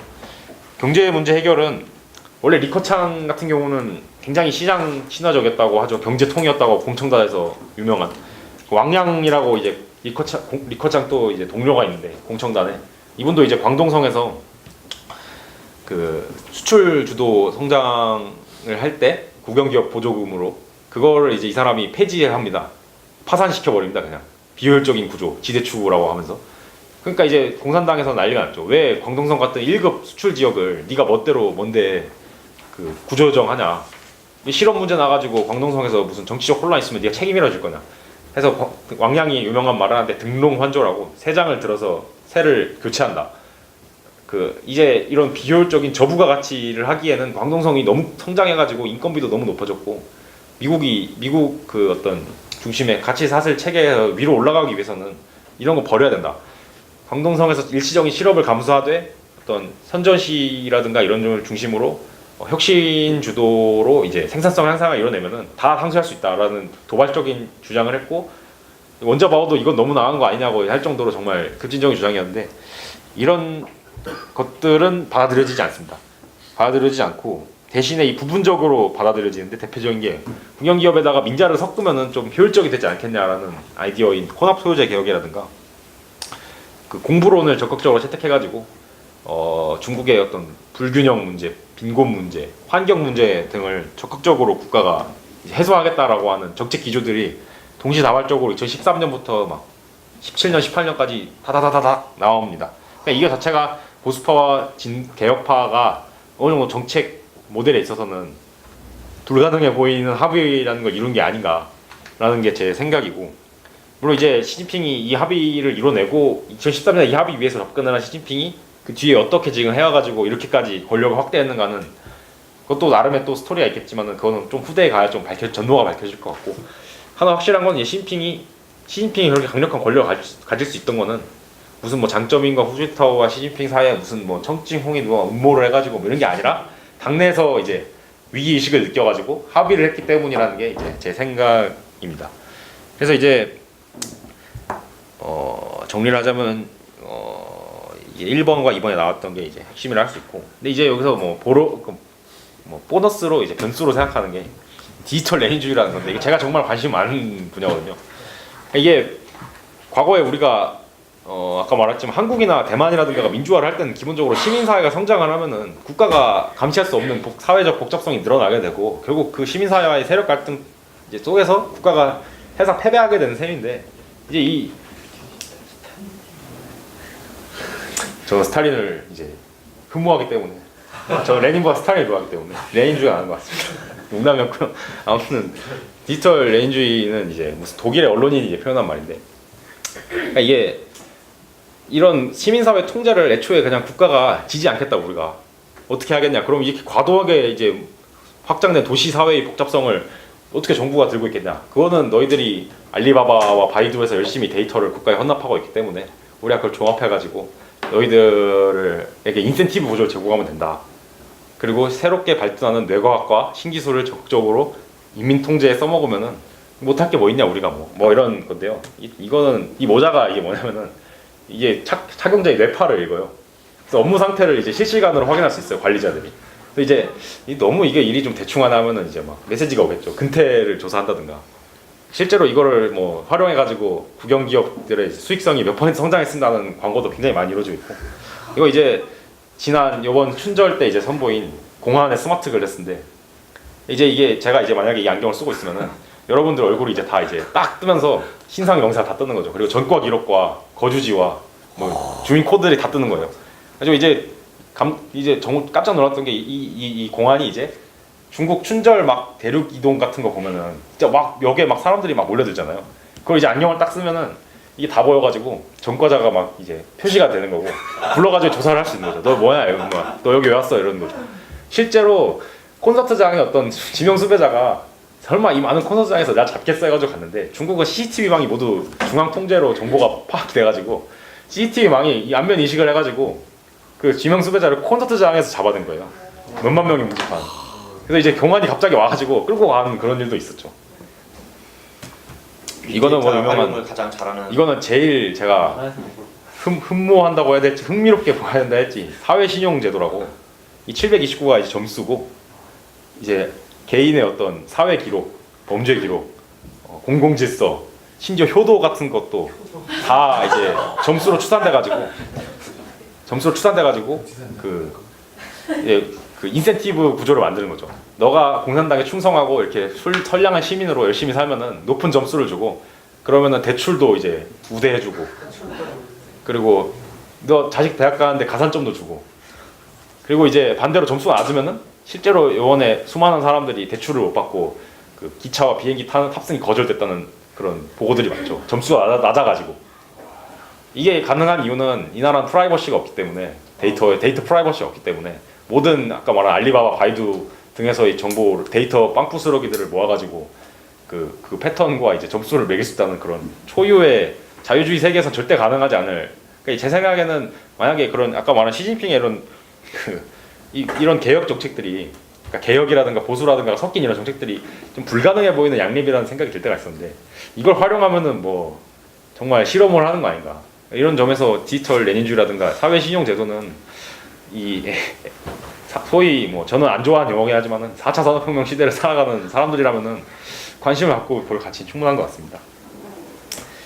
뭐 이제 다음은 국내 얘기 끝났고, 아까 이 도광양회는 조금 다른 그 어떤 스토리가 있으니까 거기로 넘어가자면은, 도광양회 시대를 가능하게 한 거는 이제 미국과 일본에 대해서 중국이 절대적 열세에 있었다는 점인데, 사실 그래서 그래서 민족주의를 별로 안 좋아했습니다. 첫째로 민족주의는 중국 공산당이 집권 근거이자, 그러니까 공산당은 아편전쟁 이래로 굴욕을 맛본 중국에게 광명을 찾아준 정당이라는 점에서 집권 정당성을 찾고 있거든요. 대중들도 그거를 인정하는 바이고. 근데 이제 그러니까 이제 모든 사회적 어떤 그런 목소리가 차단당한 중국에서 유일하게 이제 목소리 낼 수 있는 거는 중화민족의 그런 영광이라든가 이런 목소리고, 사실 그래서 많은 제가 정말 싫어하는 피상적 관찰이, 중국 공산당이 내부의 실업이라든가 혼란이라든가 독재 문제를 눈을 돌리기 위해서 외부에서 어떤 그런 도발적인 어떤 대외 정책을 해서 민족주의로 이제 이목을 돌린다라는 건데, 이 근거가 없는 건 아니지만은 이걸 다 설명할 수는 없거든요. 실제로 중국 공산당은 민족주의를 별로 안 좋아하는 게 정설입니다. 왜냐하면은 첫째, 도광양회 시절이 일단 원칙이 잘 지켜지고 있을 때는 이런 민족주의적 정서로 대외 관계가 껄끄럽게 되는 것 자체를 원하지도 않았고, 둘째로는 자신의 통제를 벗어나는 사회활동 자체를 모든 걸 싫어하기 때문에 이 당은 이걸 통해서 이제 만약에 이 사람들이, 야 지금 우리가 너희들을 지지하는 이유는 중화민족의 영광을 위해서 지지하는 건데 왜 미국에 고개를 숙이냐, 돈 좀 벌겠다고, 니들 그렇게 소위 그 베테랑에 나온 대사인 우리가 돈이 없지 가오가 없냐라는 그렇게 나오면은 공산당 입장에서는 굉장히 껄끄럽거든요. 그런 대외관계 불안 요소는 돈을 벌어야 되는데 실제로 가온 없어도 돈은 우리가 벌어야 된다라는 게 중국 공산당의 어쨌든 비공식적 입장이었고, 민족주의자들 중하면 예. 중국 공산당은 중국 내에 55개 민족이 있기 때문에 그래서 민족주의 자체를 싫어해. 그렇죠. 그까지 포함되어 있어요. 한족주의보다는 중국 국가주의를 강조하고 싶어 하는데, 이 사람들은 대부분 한족주의이기 때문에. 그래서 즉 분리 독립도 때려잡지만 저렇게 그- 한족 민족주의도 때려잡아야 돼. 실제로 뭐 이건 좀 약간 다른 얘기하자면은, 스탈린 시대에도 러시아인들이 대러시아주의를 주장했고 소수민족들은 소수민족의 자치를 요구했는데 스탈린은 둘 다 때려잡았고, 중국도 크게 다른 것 같지 않습니다. 물론 이제 한족이 때려잡는다기보다는 진정을 시키죠. 그쵸. 그런 거 아니, 실제로 예를 들어서 언론에서 예를 들어서 저런 걸 좀 자제해야 된다라든지 아니면은 경찰이 어쨌든 간에 저거를 갖다가 이렇게 다른 데로 그러니까 뛰쳐나가지 않게 그냥 유도를 해서 그냥 우리가 그날을 끝나게 한다라든지 뭐 이런 식으로 민족주의 운동은 그러니까 그런 반일 반미 운동 그런 식으로 해결하고. 감사합니다. 제가 역시 5박 6일밖에 안 살아서 그래서 이제 근데 이제 이런 게 변하게 된 이유가 뭐냐면은 첫째로는 제가 이제 말라카 함정이랑 헬싱키 함정이라는 걸 했는데 말라카 함정은 뭐 실제로 유명한 말이고 헬싱키 함정 제가 만든 급조한 말인데 첫째로 이제 중국이 이제 산업화를 이루면서 엄청나게 이제 경제가 성장하고 도시화가 이루어졌는데 이러면은 항상 자원이 문제가 되죠. 에너지, 먹을 거. 이번에 대두가 무역전쟁에서 키워드가 된 것처럼 소이빈이죠. 그 뭐야 돼지라든가 소한테 이제 먹여야 되는데 그게 이제 그러니까 이게 도시화된 생활 양식은 육류 소비도 늘어나고 물도 많이 쓰게 되고 전기도 많이 쓰게 되고 석탄도 많이 떼게 되는데 수산물도 많이 먹어서 우리 서해가 아주 참 곤란하게 됐죠. 아프리카까지도 지금. 네. 그랬는데 이제 여기서 이제 뭐 지도에서 보시면은 이건 좀 지리에 좀 익숙한 않은 분들 위해서 여기 이제 여기가 이제 말라카 해협인데요. 이제 말라카 해협을 통해서 중국의 동아시아권의 핵심 무역이 이제 지나간다고 보면 됩니다. 특히 이제 에너지 가장 중요한 건 에너지인데 이 사우디아라비아라든가 뭐 쿠웨이트라든가 이런 데서 형성된 석유가 배를 타고 말라카 해협을 지나가지고 이제 대만, 중국, 남한, 일본으로 들어오는 건데 남한, 일본, 대만은 상관없죠. 전혀 신경 쓸 거 없죠. 왜냐면은 초강대국 미국 해군이 이 말라카 해협과 아덴만을 지켜주고 있기 때문에 그냥 이제 돈 주고 사오면 되는데 중국은 어쨌든 미국이랑 좀 의식할 수밖에 없으니까 독자적 어떤 그런 패권국을 추구하는 입장에서 만약 미국이 말라카 해협을 막으면 우리 어떻게 되는 거냐라는 그런 안보 의식이 굉장히 안보 불안 요소가 굉장히 강했고 중국은 그래서 저우추취라고 하는 주출지라고 그 장점인이 이제 말한 국영 기업들을 이제 해외 나가가지고 자원 좀 캐와라고 하는 뭐 그런 건데 그 아프리카라든가 앞서 언급하신 아프리카라든가 뭐 중앙아시아라든가 파키스탄이라든가 동남아시아에 가가지고 자원 개발과 인프라 개발을 주도적으로 나서라라는 것이었죠. 그래서 이 중국인들이 이제 엄청나게 뻗어나가게 됩니다. 아프리카에 100만 명 살고 있다고 하더라고요. 근데 이제 계속해서 근데 이렇게 해외 이권이 늘어나니까 이해관계가 늘어나니까 중국인이 막 살기도 하고 중국에서 그 자원도 캐가고 하니까 쉽게 말해서 진짜 걸려있는 게 많게 된 거죠. 과거에는 그냥 뭐 걸려있는 게 없으면은 어떤 말이든 해도 되고 어떤 일이라도 해도 되는데 걸려있는 게 많아지면은 내 거가 걸려있는 걸 지키기 위해서 신중해질 수밖에 없잖아요. 그래서 이제 그 중국은 수많은 권위주의 국가들의 비호 국가로 이제 전면에 나서면서 전면은 아니고 후면쯤에 나서면서 그 자신의 어떤 위상을 재정립하는 길에 걷게 됩니다. 근데 이제 이 과정에서 불거져 나온 게 그 미국 중심의 질서에서 미국이 자꾸 요구를 하는 거죠. 너희도 유엔에 가입했으면은 인권도 챙겨야 되고 다른 나라 권위주의 정부도 좀 비판도 해줘야 되고 국제의 인도적인 그런 문제에 대해서 좀 신경을 많이 써야 되는 거 아니냐. 너희들 너무 무책임하게 본다 해서 로버트 졸릭이라는 분이 이제 책임 있는 행위자, 책임 있는 행위자로 중국을 만들어야 된다라는 그런 말을 많이 했고 그 중국 당국도 뭐 아예 피해가지 못합니다.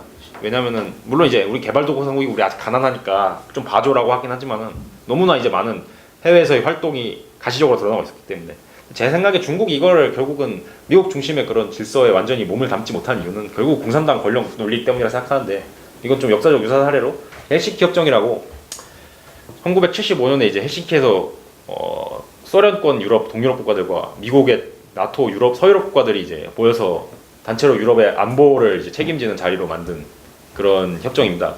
이게 목적은 뭐냐면은 이제 미국은 이제 동유럽 정권들을 소련 괴뢰 정권이라고 제대로 인정 안 해줬는데 인정해줄 테니까 소련 이들도 좀 유하게 나오자, 우리 좀 대탕트 좀 해보자, 좀 그랬고 이제 어쨌든 뭐 소련 입장에서 얻는 게 크니까 왜냐면 이거 자체가 컴플렉스였기 때문에 어떤 동유럽의 안충지대를 보호하고자 하는 그런 마인드 때문에 흔쾌히 받았는데 여기에 이제 그 인사치레 아니라 거치레로 그 문장이 삽입된 게 뭐 언론의 자유라든가 뭐 무슨 시민의 자유라든가 종교의 자유를 모든 유럽 국가들을 보장한다라는 문구가 들어가는데 이게 미국에서도 엄청 욕을 먹습니다. 이 문장 하나 결국 넣어주고 소련의 동유럽을 전부 다 바친 거냐. 실제로 아마 키신저도 뭐 그렇게 중요하게 생각했을 것 같아요. 키신저가 이거를 그 입안했는데. 근데 이제 소련도 아마 별 생각 없었으니까 이걸 서명했겠죠. 근데 이제 문제는 그 대외 안정을 위해서 채택한 그냥 수사에 불과했던 이 헬싱키 협정이 동유럽 내에서 엄청나게 많은 이제 시민 운동의 근거가 되어줍니다. 그 류샤우버가 모델로 삼았던 바칠라프 하벨, 체코의 바칠라프 하벨도 이제 헬싱키 협정을 예시로 들면서 왜 체코는 헬싱키 협정에 체코슬로바키아는 헬싱키 협정에 서명을 했고 인민의 자유, 시민의 자유와 종교의 자유를 지켜준다고 했는데 왜 국내선 전혀 그걸 지키지 않느냐. 고 당국 입장에서 이거 대처하기 난감해진 거였고 소련, 폴란드 뭐 등등의 수많은 나라에서 이런 시민 저항의 운동이 막 거세지는 거죠. 중국도 제 생각에 이런 걸 의식했을 것 같은 게 만약에 중국이 수단이나 미얀마 정부에 대한 권위주의 정부에 대한 비판을 용납했다고 치면은 미국에 따라서 이제 같이 이제 비판해줬다 치면은 중국 안에서 사람들이 이렇게 나오겠죠. 왜 수단 권위주의 정부는 나쁜 권위주의 정부고 공산당은 뭐 착한 권위주의 정부냐. 수단이 푸르족을 탄압하는 거는 나쁜 소수민족 탄압이고 너희들이 티베트를 탄압하는 거는 착한 탄압이냐라고 하면은 할 말이 없어지니까 결국은 중국에서 애초에 중국이 공산당 통치 구조를 유지하는 한 미국 안에서의 책임 있는 뭐 행위자가 된다는 거는 이거는 어불성설이 아닐까 생각했고 결국은 공산당 통치 구조를 만족시키면서 해외의 자원 안보를 지키기 위한 그런 전략적 필요성이 합쳐져 가지고 1대1로가 나온 게 아닌가 하는 게 제 생각이고 이게 이제 그 2008년 올림픽 때 두 가지 중요한 이제 대외 관계 사건이 있었는데 아까 말한 다르푸르 학살이 수단에 있었는데 이 수단이 국제 제재를 받는데도 열심히 푸르족을 마음껏 학살하고 다녔죠. 오마르 바시르가 이제 이 가능했던 이유가 뭐 여기서 이제 이 사람들이 I blame racism, I blame Western selfishness 막 이러는데 실제로는 중국이 석유를 수단에서 마음껏 사가면서 수단에게 외화를 다 주고 있었고 심지어 수단에게 무기까지 공급해가면서 학살을 협조했다라는 게 이제 수많은 이제 시민단체, UN 등에서 이제 제시가 되는데 중국은 이 안보리 수단 정부 규탄을 전부 다 이제 그 거부권 행사하다가 마지막에 정말 국제적 반발이 너무 심해지니까 이제 그냥 이제 그 기권을 하는 정도로 할 정도로 예, 어떤 자원 수요와 외부 권위주의 정부에 대한 어떤 비호라는 게 겹쳐가지고 국제적으로 공분을 많이 샀던 거죠. 그리고 이거는 이제 2008년 올림픽 때 왜 이 사람들이 프랑스의 나치를 이제 그렸냐면은 프랑스에서 이제 대표적으로 이제 티베트 같은 데를 그런 소수민족을 탄압하는 중국 정부를 우리는 용납할 수 없다면서 반중 시위가 격하게 벌어졌었고 중국에서 맞불로 반불 시위를 벌이면서 까르푸 불매운동이라든가 막 이런 걸 했고 이게 이제 중국 당국에게 굉장히 이제 어떤 쇼크로 다가왔죠. 우리도 이제 잘 살아가지고 올림픽 좀 해보겠다는데 뭐가 우리한테 불만이 이렇게 많다고 석유 좀 사갈 수도 있는 거지 뭐 학살 뭐 우리가 뭐 어떻게 할 수 있는 거야 쟤네가 하는 거지 뭐 이러면서 어떤 미국 중심 질서에서 제대로 된 대우를 못 받는다고 계속 회의감이 늘어났던 거죠. 그래서 이제 이렇게 그 아프리카에 막 투자를 하면서 그게 성과가 가시화되기도 시작했고 동시에 이제 아까 언급했던 2008년 금기가 정말 중요했던 게 중국 내부에서도 이제 미국 어떤 모델에 대한 불신이 커지기도 했고 이 아프리카를 비롯한 개도국들에서도 미국 모델에 대한 불신이 엄청나게 심화됩니다. 특히 이제 수많은 그런 워싱턴 컨센서스 이후에 민주화된 정부라든가 90년대 이후에 IMF 권고를 받아서 자유화 조치들을 취했던 나라들이 딱히 신통한 성장을 거두지 못했는데 중국은 그거 별로 안 받아들였어도 엄청난 성장을 거뒀다고 막 선전을 했고 뭐 실제로 어느 정도 진실이 담겨있기도 했으니까 그래서 이제 소위 말하는 베이징 컨센서스가 민간을 중심으로 통용되기 시작했고 이제 중국의 관변에서도 슬슬 언급하면서 도광 양회가 점점 위기에 처하게 되죠. 게다가 중국 내부의 친미파도 점점 입지를 잃어가고 있었고 그래서 이제 공격적 인프라 투자 첫째로는 왜냐면 자원을 채굴하려면 도로라든가 항만 같은 수송망, 가스 파이프라인 같은 게 필요하고 이런 거 자체는 이제 중국이 잘하는 그 국영기업이라든가 정부 주도 투자 주도로 성장하는 모델과 잘 매칭이 됐고 이제 중국 같은 경우에는 어설프게 민주주의 개혁이라든지 하면서 시장 개혁하는 것보다는 일단은 사람들이 먼저 다닐 도로라든가 하수도 체계라든가를 만드는 게 먼저 필요하다라고 이제 나쁘게 말하면 꿰어냈고 좋게 말하면 선전을 해가지고 이 나라들을 이제 저리 대출을 해준다는 명목으로 이제 엮어내기 시작합니다. 중국 어떤 그런 경제 체제 중국 주도의 그런 국제 질서로 이게 뭐 평가는 이제 21세기판 제국주의라는 것도 있고 실질적 발전을 견인한다는 이야기도 있는데 사실 저는 19세기 제국주의도 두 개 다 맞지 않나. 제국주의도 했고 실적 발전을 견인하기도 했고 도덕적으로도 잘못된 면이랑 이제 어떤 빛과 어둠이 좀 양면한다는 생각이 들고요. 그래서 이제 1대1로 자체는 제 생각에 1대1로가 무슨 뭐 90년대부터 이 사람들이 대계를 세워가지고 천하 대계를 세워가지고 하겠다고 한 건 절대 아닌 것 같고 아까 말한 그런 구조적 요인들과 임기응변들이 겹쳐지면서 좀 종합되면서 이렇게 해보면 괜찮겠는데 하면서 나온 게 아닌가 하는 게 제 추측이고요. 그래서 이제 뭐 이분이 굉장히 재밌는 양반인데 아프리카에 있는 중국의 소프트 파워를 좀 상징하는 양반인데요. 이분이 나이지리아 분인데 홍위병 코스프레를 하면서 중국 혁명 가요를 부르는 걸로 중국 네티즌 사이에서 엄청난 인기를 얻으신 분인데요. 뭐 이런 것만 봐도 아프리카에서의 중국의 소프트 파워가 이제 근거가 없는 거 아니라는 걸 굉장히 우습다고 하기 좀 그렇고 아무튼 흥미로운 사례로 이제 말할 수 있는 거죠. 브라더 하오 선생님 가끔 듣습니다. 워낙 열창을 하셔가지고 그래서 등장한 게 이제 1대1로인데 이걸 좀 설명을 하자면 마우스로 보이나? 요거 드릴까요? 보이나? 이렇게 마우스가 낫죠.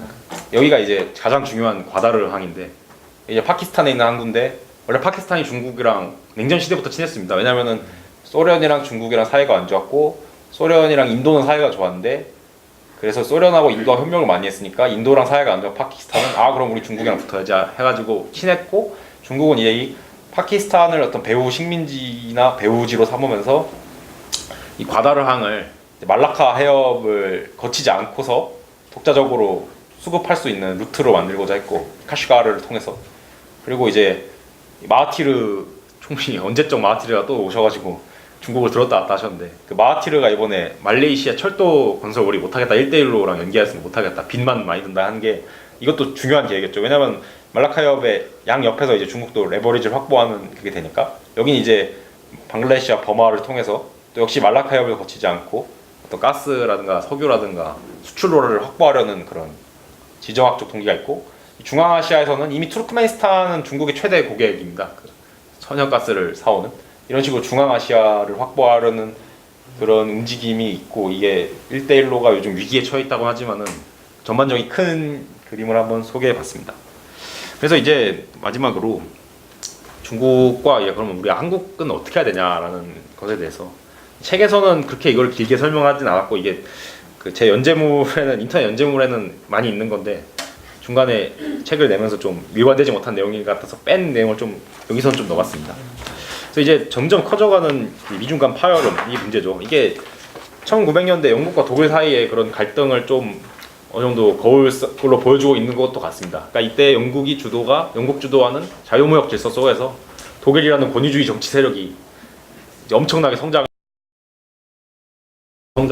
했고 그 결과 둘 간의 어떤 식민지 경쟁이라든가 그 해군 경쟁이라든가 공격적으로 이루어져가지고 결국은 이 갈등이 1차 세계전까지 이어지게 됐는데 과연 이제 미중 간에도 이런 영독 갈등을 피해갈 그런 여지가 있을까가 이제 요즘에 뭐 국제 정치 학계에서 많이 논의되는 주제죠. 아시아 국가 입장에서 궁금한 거는 과연 그럼 중국이 아시아에서 뭘 할 것이냐 하는 건데 이건 뭐 국제 정치 학자의 이제 대부이신 니얼샤이머 선생님께서 중국은 결국은 멀로 독트린 같은 걸 아시아 하려고 할 거다라고 이제 일찍부터 말씀하신 바가 있죠. 그러니까 멀로 독트린이 뭐냐면은 과거 이제 1800년대에 미국이 라틴 아메리카 국가들이 독립하니까 이 지역에 대해서 유럽 국가들은 신경 쓰지 마라.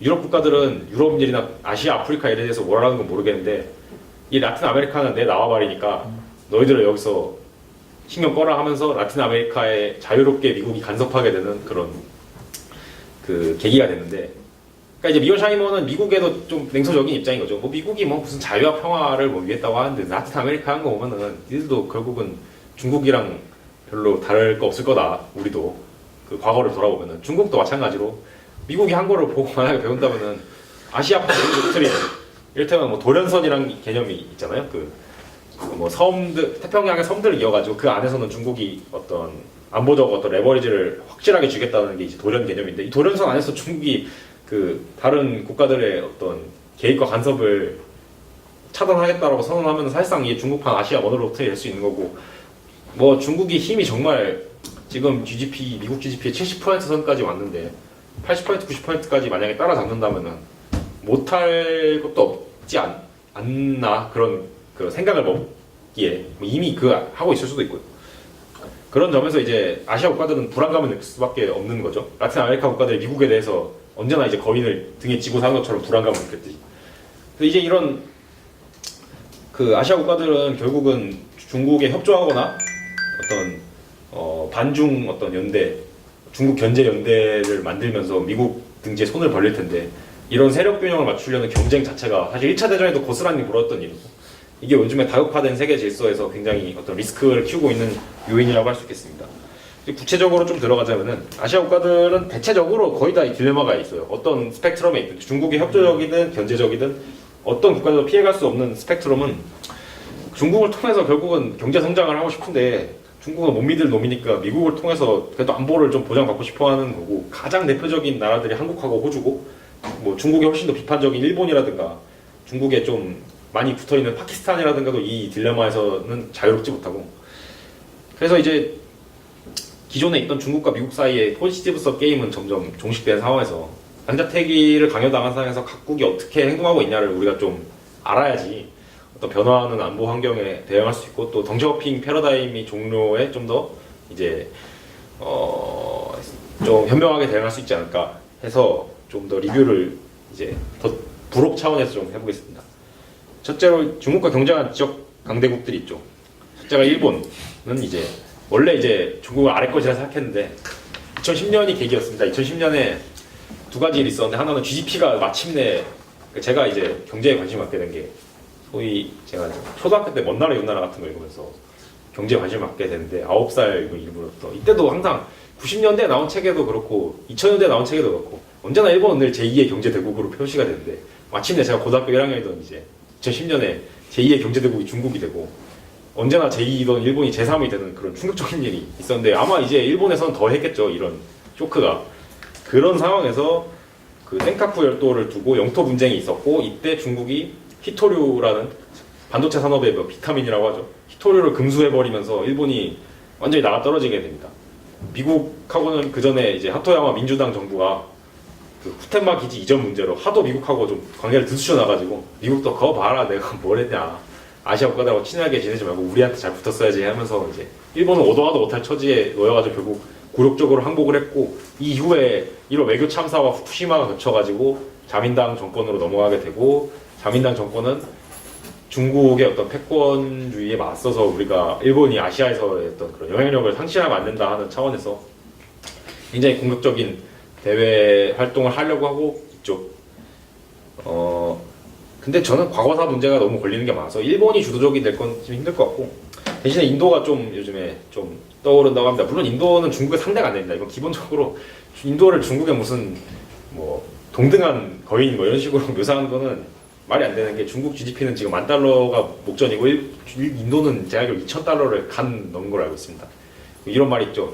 형편없는 화장실을 가진 중국, 화장실도 없는 인도라는 말이 있는데 그러니까 인도 자체가 대신에 이제 장점이 첫째로 남아시아 지역에서 전통적으로 활약해오던 가락이 있고 미국이 이제 모든 세계 문제에 간섭할 수 없는 시대에 어떤 미국의 그런 장기 말로서 협력자로서 굉장히 이제 잘 활약해줄 수 있는 그런 가능성이 있어서 미국과 일본의 그런 안보 전략가들이 인도에 굉장히 공을 많이 들이고 있습니다.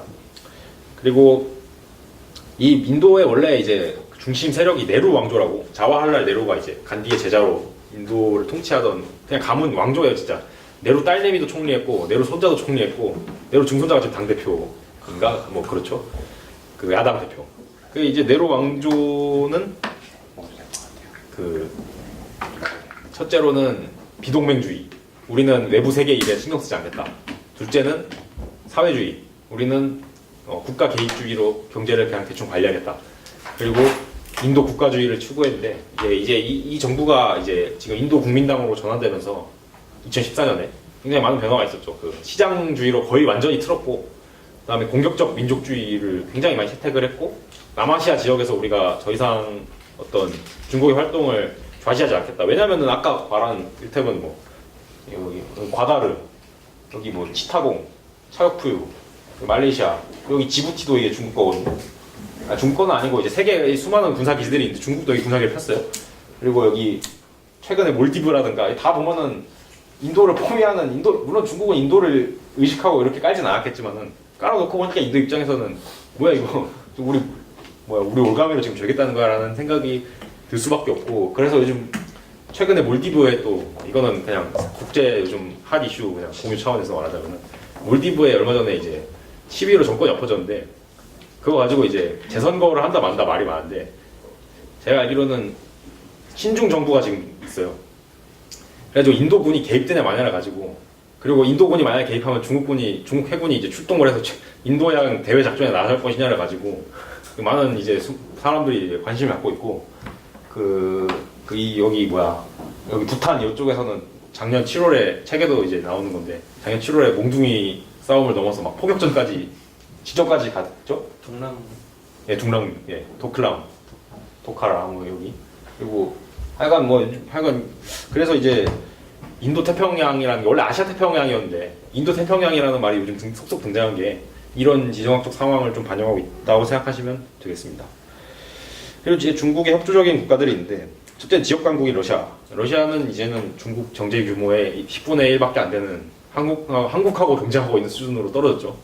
소련이 어쩌다가 그래서 이제 본래 이제 중국을 경계해 왔습니다. 그래도 흑룡강성 인구가 1억이고 연해주 인구가 600만인데 중국이 인구의 반이 아니라 10분의 1만 떼도 이제 그 동네는 중국화가 된다는 그런 위기 시기였는데 2014년에 우크라이나 사태 때문에 푸틴이 경제 제재를 하도 받고 2014년에 유가가 40달러까지 갔죠. 그래서 러시아 경제는 유가 경제인데 이때 러시아가 괴멸적 타격을 입었고 계속해서 어떤 우리가 국제사회에서 지위를 유지하려면은 결국 중국에다가 우리가 자원을 팔아먹어야겠다라는 생각을 하게 됐고 최근에 뭐 큰 진전은 없었다지만은 블라디보스토크에 열린 동방경제포럼에 시진핑이 참여한 것도 어떤 러시아 중국 간의 그런 밀월 관계가 2010년대 초반까지만 해도 전혀 별로 진척이 없던 밀월 관계가 2014년을 기점으로 급속히 가까워지고 있다는 것을 또 알아두시면 될 것 같습니다.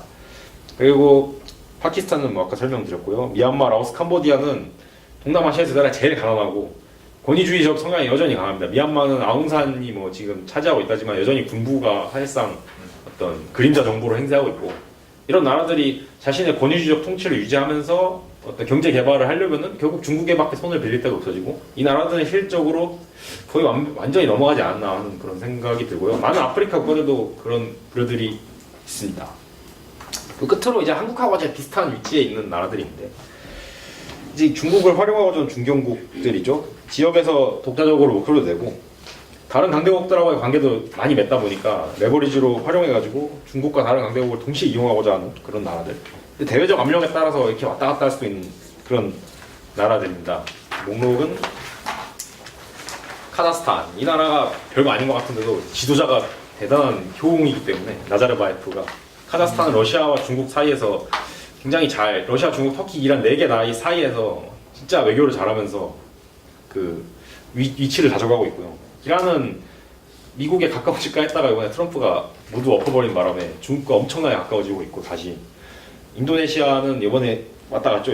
오바마 닮으신 대통령 조코 위도도고 인도네시아도 인구가 2억 4천만이라 함부로 다룬 나라는 아니고 동남아시아에서 우리는 그래도 맹주다 하는 의식이 있어서 그 좀 아마 이쪽 그룹인 것 같고 베트남도 마찬가지로 경제 규모가 그렇게 크진 않지만은 중국이랑 붙어 있다는 점이 일단 그 자체로 이 나라는 안보 위험 요소고 좀 전쟁까지도 했었고 그리고 얘네도 이제 우리가 동남아시아의 맹주지라고 하는 그런 의식이 있어가지고 이런 나라들이 있습니다. 그래서 중국 얘기를 하다가 결국 마지막은 한국은 어떻게 가야 할까라는 걸로 결론을 말하게 되는데요. 저는 이제 중국을 바라볼 때 우리가 좀 산업화 세대나 소위 민주화 세대나 좀 저는 이런 구분을 별로 그 용어 자체가 좀 세련되지 못해서 안 좋아하지만 어쨌든 그 두 세대가 모두 나름의 국제 정치나 대외 인식에 대한 신화가 좀 있다 생각하거든요. 실제로 산업화 세대는 공산권에 당한 충격이 너무 커가지고 어떤 좀 지나치게 감정적인 면이 그런 쪽에서 발휘가 됐고 민주화 세력은 한국의 권위주의 정부는 기본적으로 한미일 군업 구조 속에서 경제를 키워왔고 미국이 이제 한국의 권위주의 정부를 추인해줬으니까 어떤 기본적으로 미국과 일본은 굉장히 불친한 경향이 강해서 반대로 중국의 어떤 레버리지를 하자는 경향이 많은데 저는 이런 그거 자체가 좀 약간 한국의 좀 자의식 관행 아닌가. 왜냐면은 중국, 러시아, 혹은 소련, 혹은 미국이나 일본은 한국 말고도 신경 쓰기 굉장히 많은 나라이기 때문에 이 나라들이 무슨 한국 민족을 지배하려고 한다기보다는 그냥 전략을 짜고 큰 그림을 보이다 보니까 거기에 한국이 포함된 거지. 우리가 나아갈 길은 어떤 민족의 정기를 눌러가는 미국 혹은 적화 야욕을 보이는 중국 이런 식의 어떤 신화화된 악마화된 모습 혹은 반대편에서 어떤 천사의 모습으로 위장한 게 아니라 각자의 나라들이 각자의 시선에서 어떤 이야기를 만들어 왔고 그 이야기에 맞춰서 자신들의 그런 정책과 전략과 외교를 정한다는 상식적인 시각을 좀 앞으로 한국이 좀 견지했으면 쉽지 않나 하는 또 건방진 25살의 말이 있었습니다. 그리고 그래서 저는 한국의 시각이 굉장히 중심부에 좀 종속되어 있다는 시각을 많이 했습니다. 일단은 중국에 대해서 찾아보면 무조건 한중 관계부터 먼저 얘기를 하고 한중 관계 모두 포커스가 다 맞춰져 있고요.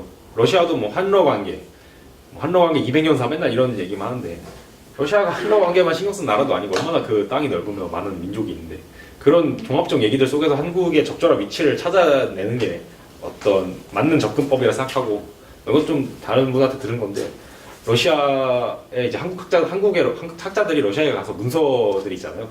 사료 문서들을. 그러면 일단은 그런데요. 그냥 어떤 문서가 중요한지 이런 거 신경 안 쓰고 한러 관계랑 고려인 관련 문서만 A부터 이제 Z까지 뽑아서 주십시오 하면은 이게 너무 많은데 좀 선별해가 일단 다 뽑아주십시오. 돈은 있습니다 하면 이제 호구 잡혀가지고 다 그냥 엄청 폭리를 취해가지고 이제 문서를 이제 막 복사해 주는 거고 그럼 이제 S 대학교에서 이걸 갖고 가면은 K 대학교에서 이걸 모르고 또 가가지고 한러 관계랑 고려인에 대해서 A부터 Z까지 주십시오 하면은 아까 왔다 가는데요? 왔다 갔어. 우리는 가져가야 됩니다.